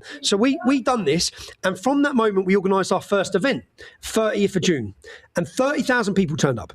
And we made it about culture and identity, because we had 9 million people voted for Keir Starmer, 20 million didn't vote. 86 million Americans didn't vote. Now, they probably don't give a shit about politics. They're probably living out and it don't affect them, but they care about culture and identity. That's what we realised. Yeah. So we're going to get this 20 million. We're going to captivate them. We're going to electrify them. We're going to give them back their identity that's been taken. It's been a pronged attack from every angle to discredit, to make them feel ashamed, to make them feel isolated, to break the church, break the man, break the family. All of this has been going on. Mass immigration and Islam, as said Charlie Kirk, is the sword that they're going to use to break us. Well, that's what's happening in Britain. We went from 30,000. We celebrated identity. We had music. We brought in art. We brought in culture. we went to 100,000 on 27th of July. On the 27th of July, we had 100,000 people chanting Christ is King. And that's never happened. And I'm looking, thinking, something huge is happening here, because the people who are scared don't seem scared. I'll give you the overhead if you want to put it in here. I don't know if you've seen the overhead of our last event. Yeah. We had millions. Yeah. Now that's something I know people said, you lied about that. There were only 300,000. Have you seen the video? I've seen it, but I'm saying I can't know the number. But that's some people, and then they'll take that and try and discredit you. And I'm playing devil's advocate. No support, no advertisement, no financial support to get people there. Hard-working Brits at tough times in the economy travelled from every corner of our globe, and they descended on our capital city to send a message to the globalists, to send a message to the government. And when we done it, we had this. We still have a vision, or we have a vision now. We've wrote a 4-year vision: politics, media, culture. Unless the three of them work together, i.e., we need an international brand of citizen journalists who are recognised, supported, and helped, because they're coming for every citizen journalist. That's the challenge, though. I want to be moved by your optimism, and I've had you on for a very long time, and I'll host, and I agree with you completely. But I remember one of the times that I had you on, because many people at that point weren't having you on. No, you did it when it was unfashionable. People are so loyal. If I remember correctly, it was blocked in the UK. Yeah, well, on YouTube. So the point is, there's nothing I can do, right? But it was blocked in the UK. Just like we have something like, I have Paulo Figueiredo, who basically is fleeing the Brazilian right? But it can't air in Brazil because Rumble's not allowed in Brazil. And then Elon Musk, capitulated to the government of Brazil. So it's like he can't even get the story to them. Here's the other thing. Well, it's funny because I had Carl Benjamin on. Back then, he was an atheist. Ain't your government building a website? So if they censor videos in the UK, they'll be played on a website. That Yes, yeah, and again, that's coming from us, though. Yeah, but without your government, without you see the scenes I'm talking about now and the optimism I have. Yes, we wouldn't have that if you. Well, those same people tomorrow give up socialized health care and have a Second Amendment. Yeah. If not, I say because here's the problem. Here's the problem. And this is the problem. Tournament. You have at least half of this country, and this is unique about America. Because I remember even with Carl, and I love Carl. Very nice. He just was on recently, talking about how their health care was better than ours back then. And he was an atheist, and I was like, but no, it's not. Carl Benjamin, Sargon of Akkad. Yeah. Back then he was an atheist. Carl was prominent in this. No, I know, but back then he was an atheist. Right now, I would still argue, like, well, you're going to hell, and I'll see it from heaven. Kind of, we would bust each other's balls, but we were friends. The problem is, in the United States, no matter what you believe, no matter where you line up, if you think that our healthcare system sucks compared to the UK, it doesn't, objectively. I know I've buried relatives because of socialized healthcare. At least half of this country are willing to vote against their own selfish interests, meaning if there's socialized healthcare, they might get some free shit, but they're willing to say no because they value their independence, their autonomy from the government more. The great trick in the UK and in Canada is they have people reliant on government to protect them. And when they do that, they can take it away. So it has to be a spirit of, we don't even want the government services and we want our guns. That's why I'm concerned, because you're further along. I think there can be gains. That was the Brexit vote, because the Brexit vote, they made it all about economy. I know. Anyway. And the British working class said, we don't give a fuck about the economy, if I'm honest. We give a fuck about identity and culture. And you're trying to take it and you're destroying it. So that was a rebellion vote that they didn't expect, which didn't, I remember that people were talking about all the money. I said, we don't give a shit about the money. No, we'll lose money. We'll lose money to remain Britain. Yeah. But I think that, are there enough people, though, who are willing to do that? There was during the Brexit vote, and there was on the 13th of September. And the thing is, to get those people to the position where they understand the danger. Remember, I used to talk about these issues in Luton, and no one cared because it was in Luton. Right. They're not in Luton anymore. So lots of things have had to happen. In the United States, your election had to be stolen, if I'm honest. You needed Joe Biden. No, you needed it. You needed it. To get a mandate of Donald Trump to come in. We needed a demented old circus monkey. You needed it. You needed it for your public to see it's all a fraud, it's all a scam. They needed it. Because how many elections have been stolen before this? How much bullshit are we getting given from the same Uni-Party bullshit? You've now... ask Hillary Clinton, Amy Klobuchar, and ask Elizabeth Warren. They had an election integrity commission until they're like, no, it's free and fair. We don't need it anymore. Because you got to see it. So the British audience... And I tried saying, when people were put in jail during the riots, I spoke to lots of families. I said, I know it's not any consolation here, but this had to happen because the country needed to see the weaponisation of the judiciary. I needed to go to jail. I not happily went to jail because it fucked me up. But excuse my French, because I keep swearing as well. No, that's fine. You lost your teeth, didn't you? I lost my teeth in one sentence, and then I went into prison one person and come out another because of the solitary confinement. It ruined me. And most recently, I've just done 7 months. I went into prison and didn't see another person and come out 7 months later. But I made a decision to actively put the judiciary on trial. They gave me an injunction saying if you show anyone this film, you go to prison. It ate me up for 2 years. I didn't do what I should have done. After 2 years, I sat my family down and said, look, I've got a hand grenade here. This is a far bigger story than Tommy Robinson. I have got covert recordings that prove the unholy alliance of the judiciary, the left, the police, all of them work together to control a narrative. This is like what they done to Donald Trump. I've got it on camera. It's what they done. Pick, and I keep saying this, go and pick anyone who stood up against the state or the system. Even Ken Paxton, they went for him because he stood by Donald Trump. Even Geert Wilders, politician, they went for him through the courts. Salvini, Italian deputy prime minister now, but for 6 years they hammered him with court cases. Marie Le Pen, they're doing her now. Morten Messerschmidt in charge of the Danish People's Party. Stephen Crowder, everyone. So that is a weapon. Now, I had it in my hand, and I remember they fought there. When the documentary was released, it was released in America, and then they come for me when I started organising demonstrations again. But then it was in 2 places, this film, that weren't allowed to be shown. It had 200,000 views, yeah? Now, both places got deleted at the same time. I rang my solicitor, I said, they're coming for me. Because they're going to imprison me. I know they are, because they've removed the film from the whole internet. It's nowhere, yeah? Now, if they imprison me now, no one sees the film. So then I had the option where I could fight it, because I didn't release the film in America, or I could own it. So when we had 100,000 people in Trafalgar Square on the 27th of July, I played the film.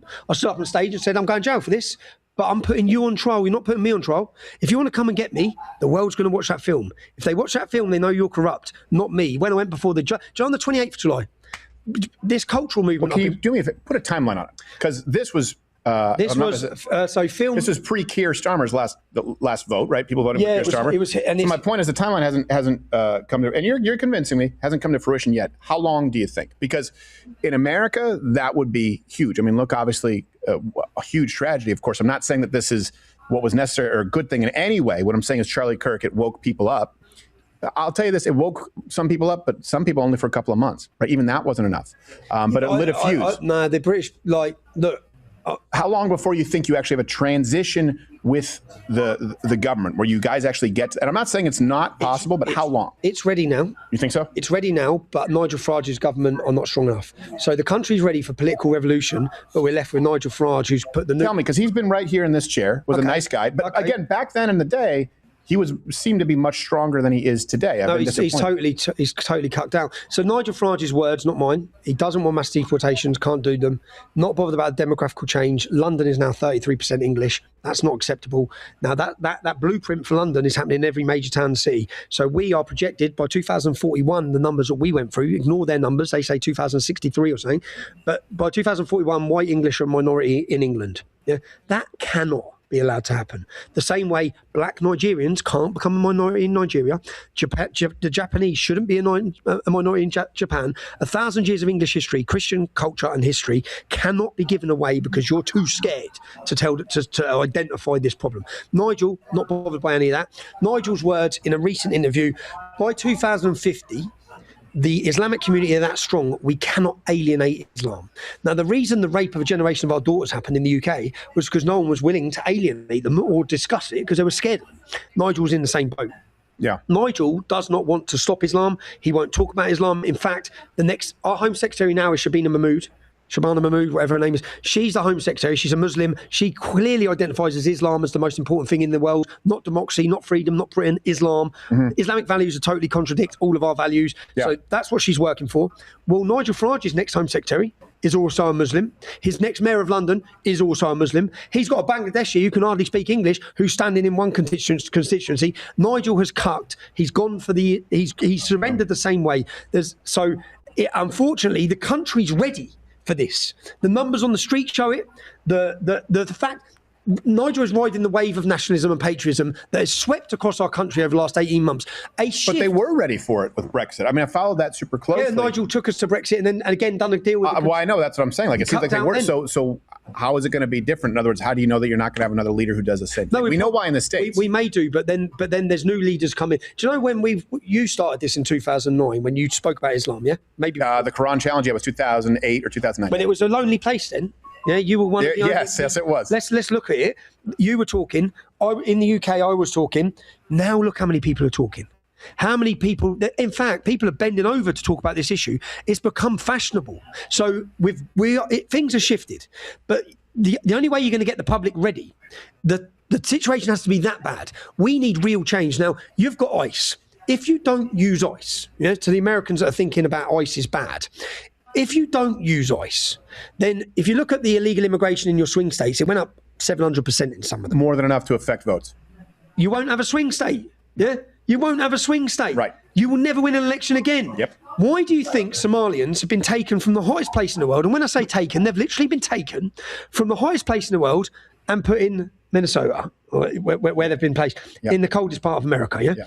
They haven't made that choice. They haven't thought, you know what, we're going to America. Why don't we choose the fucking freezing place that's totally alien to us? Yeah. They're put there. Well, there's actually been studies. Do you realize that it's actually the most vitamin D deficient population on Earth is Somalis in Minnesota? Because it's just not what they're made for. But I don't care. Why are If they they get there? rickets, they should be deported. Why are they there? Because the Democrat Party put them there. Why did they put them there? Because just like in Europe, the fastest growing community, Mohammed is the most popular name in every European major capital city now. The Muslim community have on average 4 or 5 children. On average in France, 7.1. You're having 1.2 and 1.4. My hometown in 2013, when I looked at the projected growth forecast in 2013, Bangladeshi Pakistani community were going to increase by 70 to 77%. That is by 2030. So in a 17-year period. White and black community, 1.2 to 1.4. They know the future. If they can flood enough the Islamic community, the blacks started voting for Donald Trump. They're not happy about that. They need a new, and the blacks, people talk about slavery, they've been on the Democratic plantations for a generation. They're keeping them there. Fatherless homes, 80% used to have dads in the 60s, now it's 20%. That's the real racism. And that's coming from the Democrats, because they want you reliant on the state. Who's happy to be reliant on the state? Somalians, because they're too retarded to not be reliant on the state. Yeah. They don't want to work, they don't want to speak English. It's a halal life. Yeah. Not just Somalians, many of them. Look at the rates in the UK of how many of them are on benefits. They're quite happy. My local imam's got 3 wives, 14 kids. Well, he's happy with that because we're paying for it. Yeah. And he's happy just to sit around and pray 5 times a day.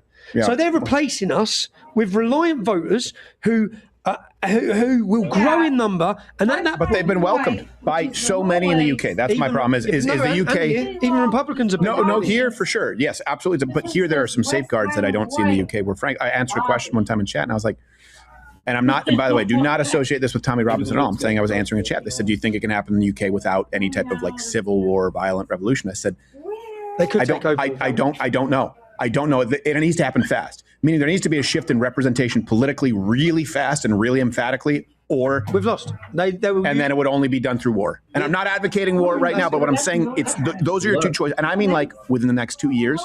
So it's... Do you think that's fair? We need direct democracy. Yeah. And the problem is, in 10 years, if we had direct democracy, we lose. Yeah? Because they win.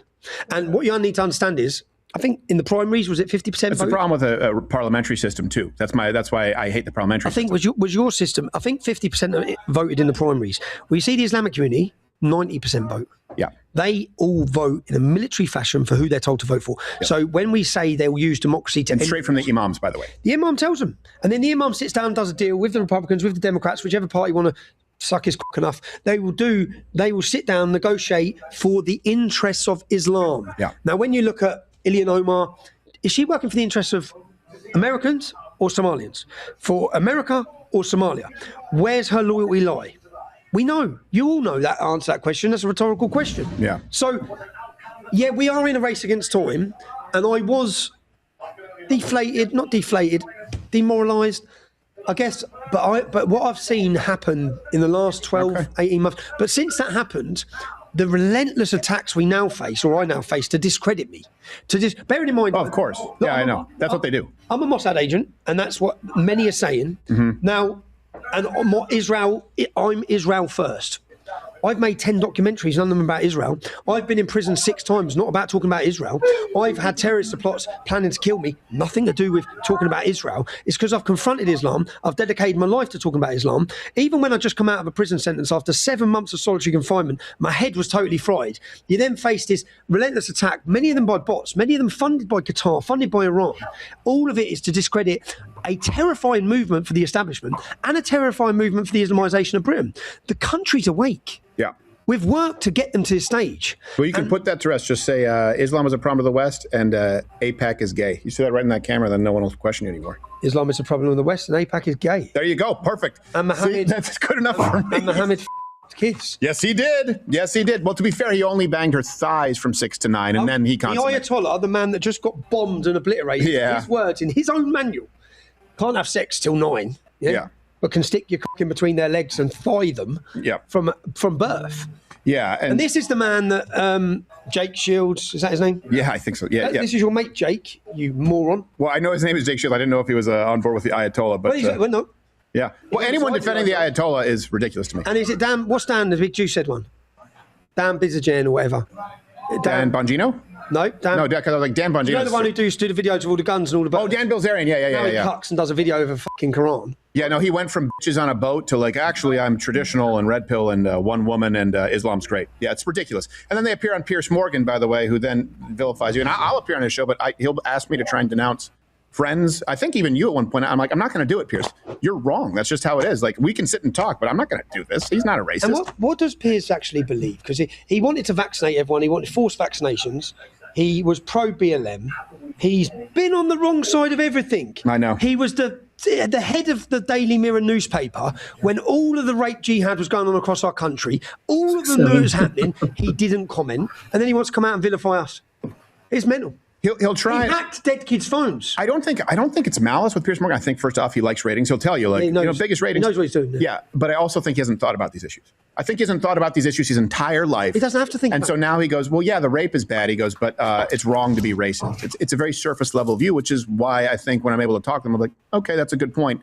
I'm always surprised as to how little pushback there is when I go, because I'm respectful of them, but I'm not going to play that game, and I very rarely do it. But I hate seeing that. That's what they do. They come after you. They try and vilify you. We're going to continue to Rumble Premium for people who are members, because that's what keeps the lights on. But tell everyone where to go. Follow you. Watch this documentary first. I can't tell you where to watch the documentary. I go straight to jail. I'll go straight to jail. All right, then just tell us your handles. I'm not trying to put you on this. I'm not trying to put you in jail on the spot. I'm not a Mossad agent. Yeah. You can follow me on X, T Robinson New Era. You can watch any of my documentaries. I'm not just saying it. The reason why they hate me is because I'm bloody good at my job. I have destroyed Panorama, their biggest documentary maker. I sent covert recordings into them. Watch, it's the best takedown on the BBC there's ever been. Hope Not Hate, which is Your Media Matters. I annihilated their reputation again, covertly recorded them and destroyed them. Everything they think they're doing. 5-part series I've done. So you can watch all them at trfilms.co.uk. I've wrote 4 #1 best-selling books, which ain't bad for a football hooligan from Luton. You can see them on trbooks.co.uk. And follow me on YouTube and on Rumble. All right, and then can I mention the documentaries, or will you go to jail if I mention them? I don't want to get you in trouble. We're going to go to Rumble Premium, but I'm sure you guys, if you guys know how to use the interwebs, that's the one with email, to be clear, you can find them, and we may or may not have it on the bottom of the screen here at some point. But Rumble Premium, go now.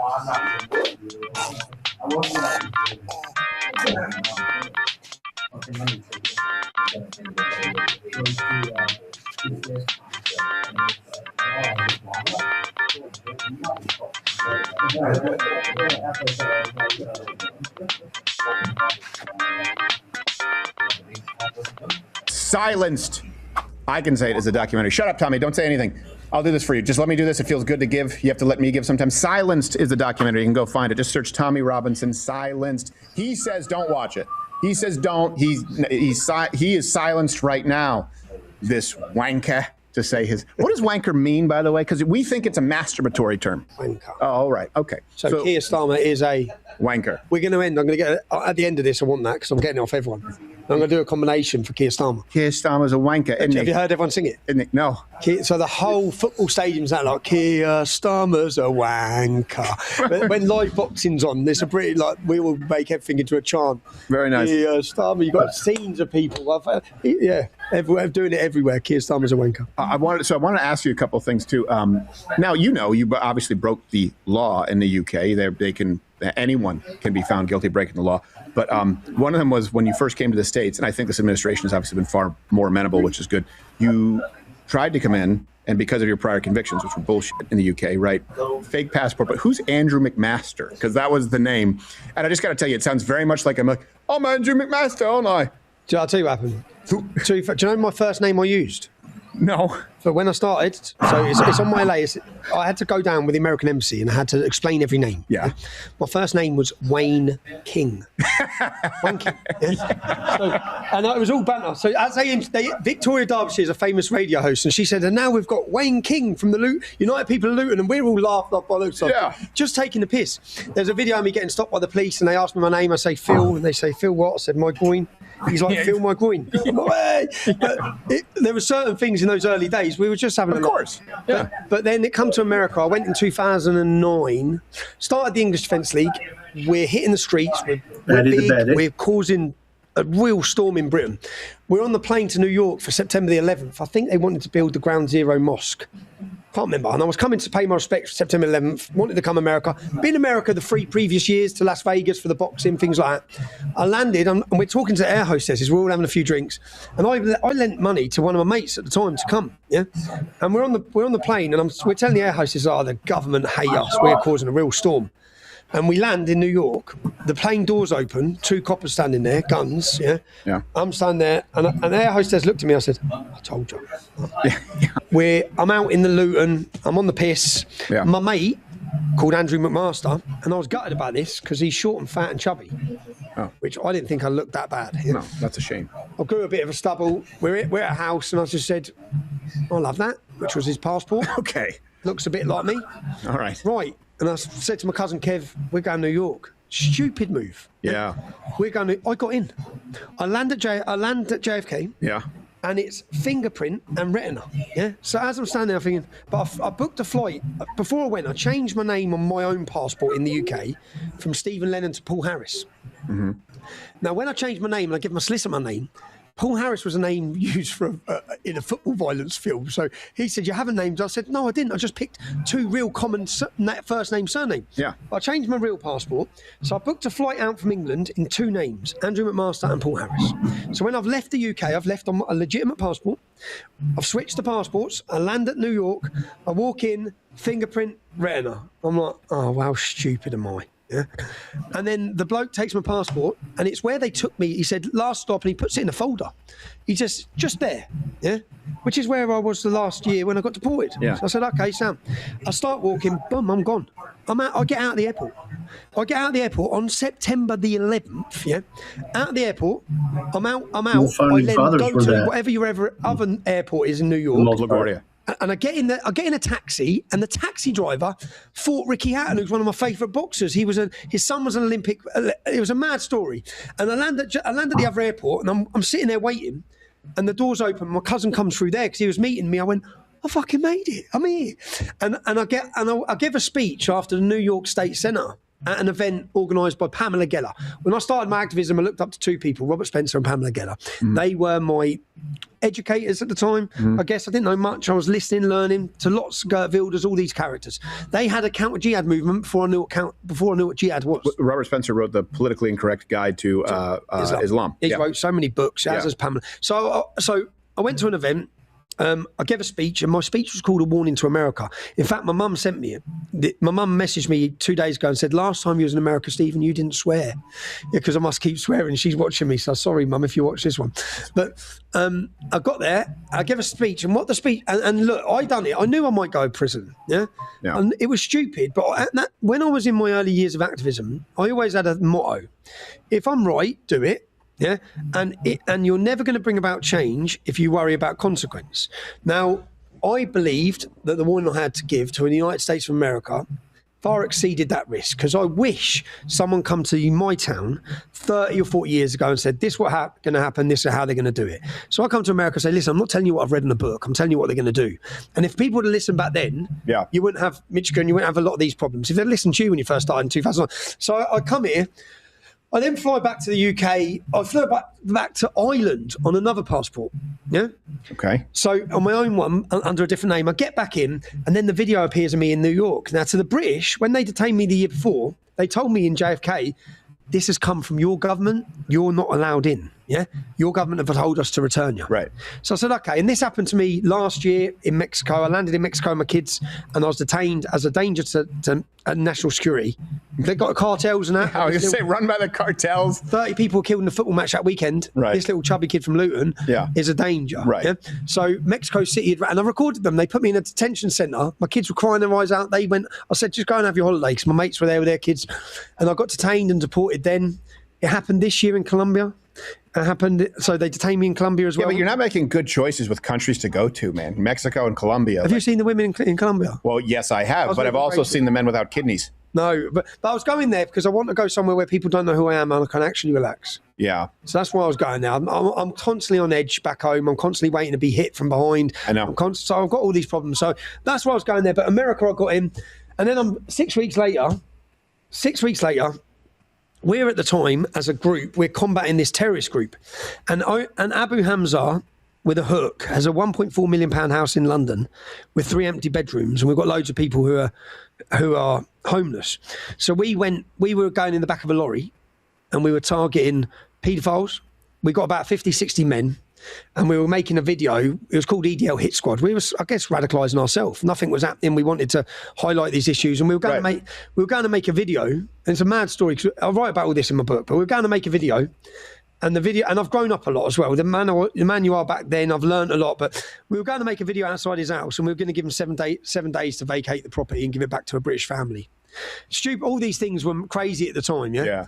But we get in the back of a lorry, and we're on the way to, and I put in the. We're on the way and we're on the M25, and they shut the M25, and we're all getting ready in the back of a lorry, and everyone's got masks on, and the back of the lorry opens up and we've all got red dots on us. And I've got the picture from that in my book. Yeah. Because someone takes a photo and all the police are like this with tasers.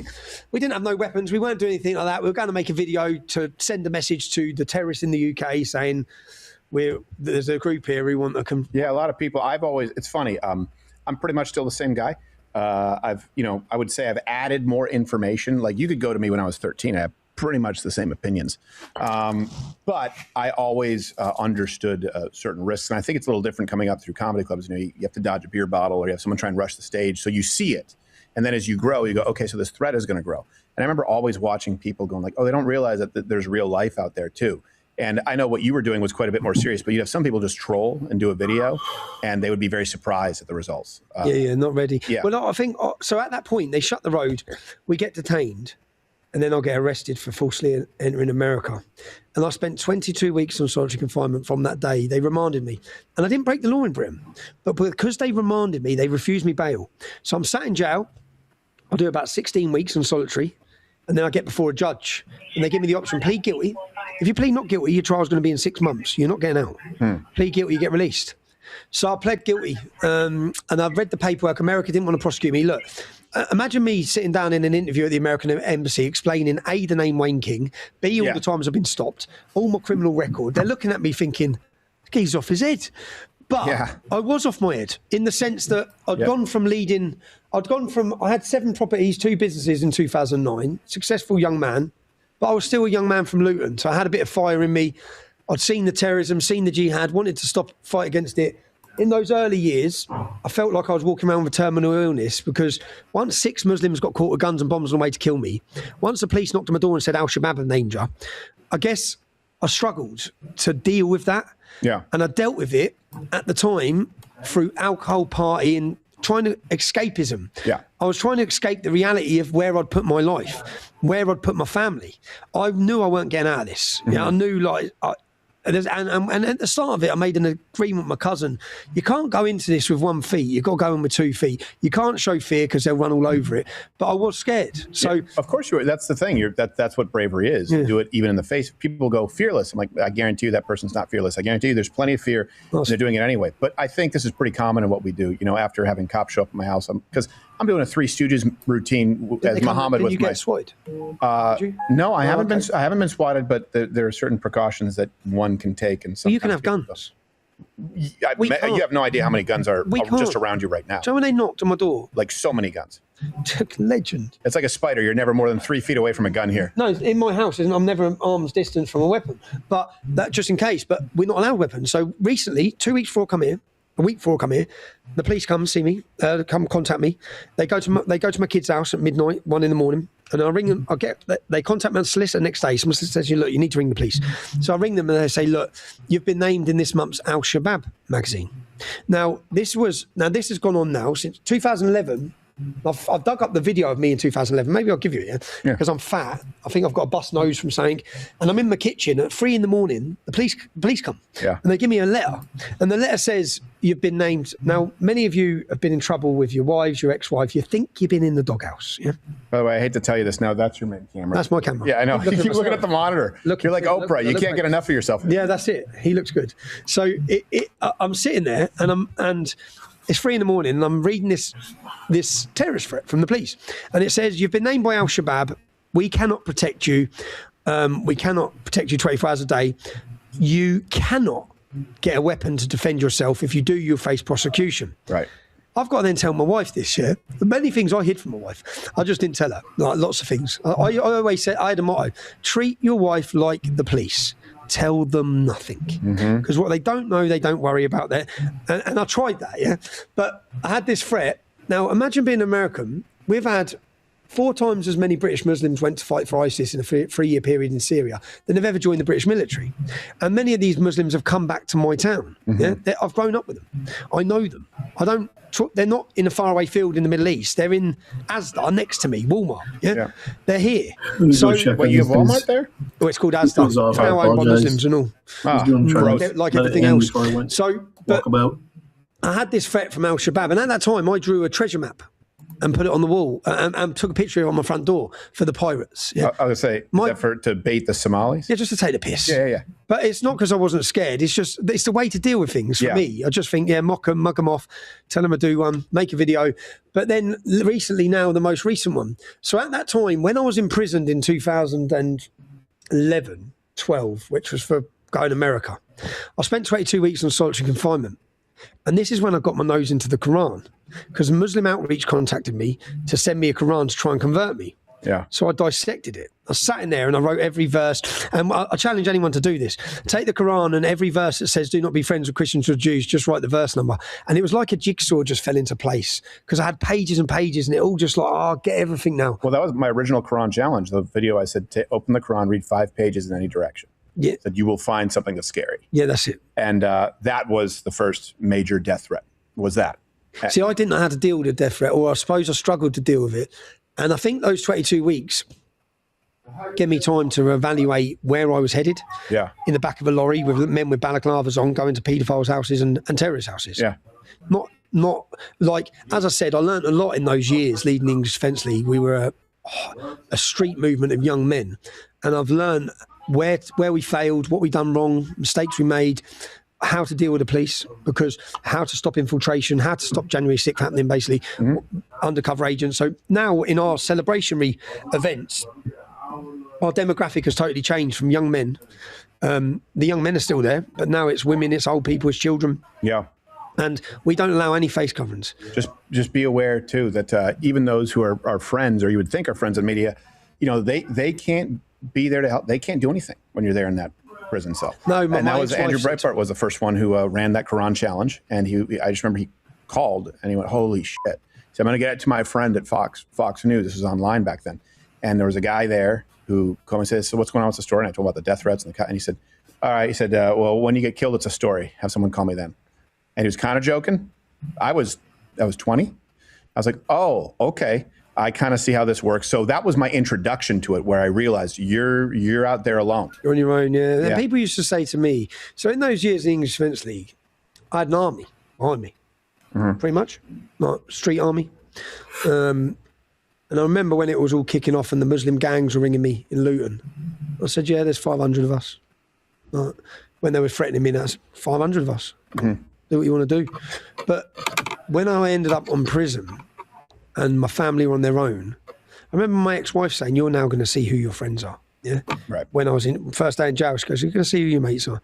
You've been hanging around with people who tell you your shit don't stink and your shit stinks." Because I was a great leader to the English Defence League, but I was a shit dad and I was a shit husband at that time, because it took over my life.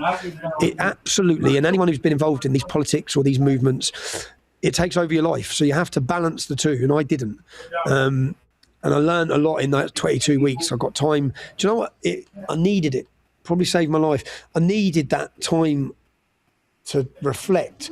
And I wouldn't say it damaged me that much, those 22 weeks. I come out, I had a few problems, but that later on in life, the prison sentence in 2017 where they banged me on solitary again, they knocked on my door in that sentence. And as I said, I went into jail one person, come out another. And it's sad, it's embarrassing to say I was broken, man, I couldn't connect with my family. I was quick to anger. I mean, ready to blow over anything.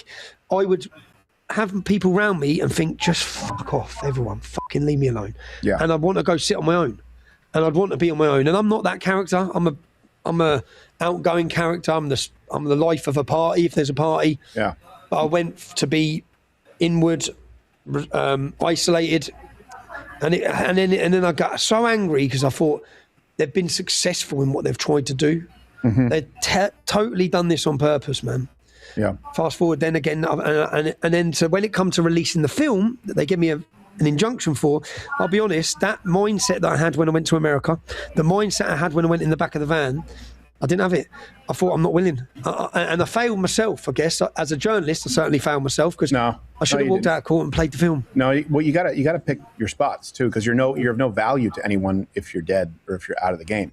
And that's why sometimes more effective than taking your life is take your name, right? Is assassinate your character. That's what they do. It's what they're doing now again. Yeah, because they don't want to make you a martyr. They want to make you a punchline.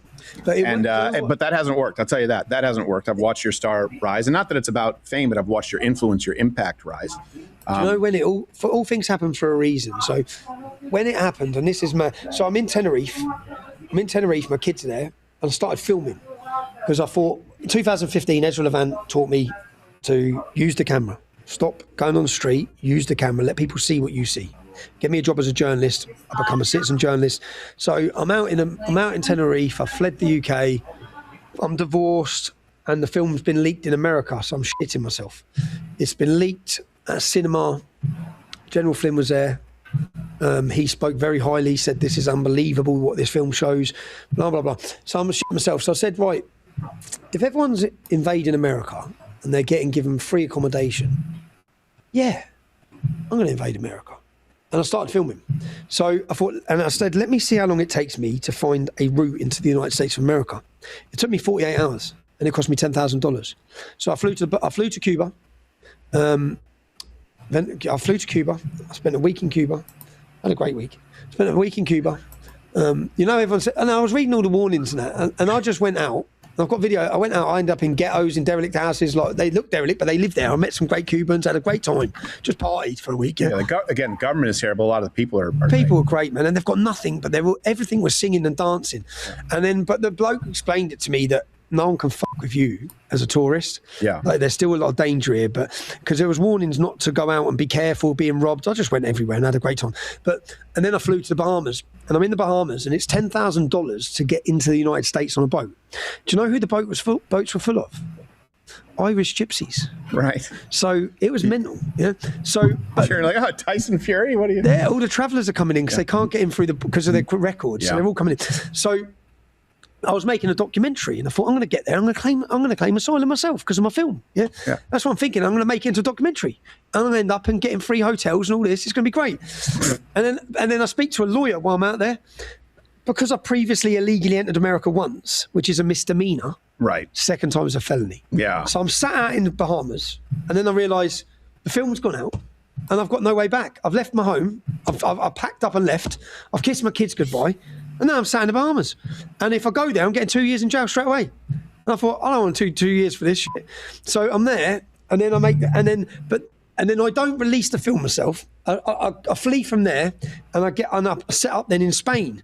And this is when Elon Musk gives me my account back. Now, bearing in mind the film had been released, it got a few 100,000 views. It didn't go anywhere. Right. I get my account back. I start a street protest movement, a new movement. We learn from our mistakes. We appeal to the masses. We make it about culture, celebration. We form the Unite the Kingdom movement, which is our MAGA. It's our MAGA. We form it. 100,000 people on July 27th. Then I released the film. And everything happens for a reason, because at that moment we had 1,000 people watching live on X. Yeah. Released the film. I know I'm going to go to jail. They put me in jail. It's all a big risk. Maybe it works, maybe it don't work. And I said to my kids, which I said to my son, which he reminded me of when he was visiting me when I was on solitary, I said, if 10 million people watch this film, son, we've reached 10 million people with the judiciary's corruption. You can I read my criminal record, and I'm not claiming to be an angel, far from it. But all the things they got me on were bullshit. They stitched me up, and I ended up in prison for just nonsense, for political decisions. I've never had a jury. I've never been tried by 12 members of my peers. So every conviction's been by a judge. Yeah. And so I wanted the public to know that these convictions are nonsense. It's weaponized judiciary, it's politicized. So I've made decisions to play the film. Now it's a big risk, because what if no one watches the film? I went before a judge, and he told me clearly in court, remove that film, delete it now. I will drastically reduce your sentence. And then I sort of made a statement saying, I'm not on trial. You think I'm on trial. You're on trial. Because the world's going to watch this. Yeah? And if they watch it, they know you lied. They know you're corrupt. They know Justice Nicklin, who's the fat, overweight mess of a judge that sentenced me to jail. And he's so used to people bowing, and everyone bows to them, in the court system. And I thought, I'm not going to bow to you anymore. I'm not going to surrender my freedom to you, my speech to you. And if you want to lock me up, I'm still going to be free, because I've actually done what I needed to do. So they sent me to jail. I'm in there about 10 weeks, and again, at times we feel sorry for ourselves, don't we? And I'm feeling sorry for myself, man. And I'm feeling low. And then I ring home, and my son's screaming. He's like, Dad. I'm like, what? And he's like, and I'm thinking something's wrong. What's going on? He said, Elon Musk pinned the film. Yeah.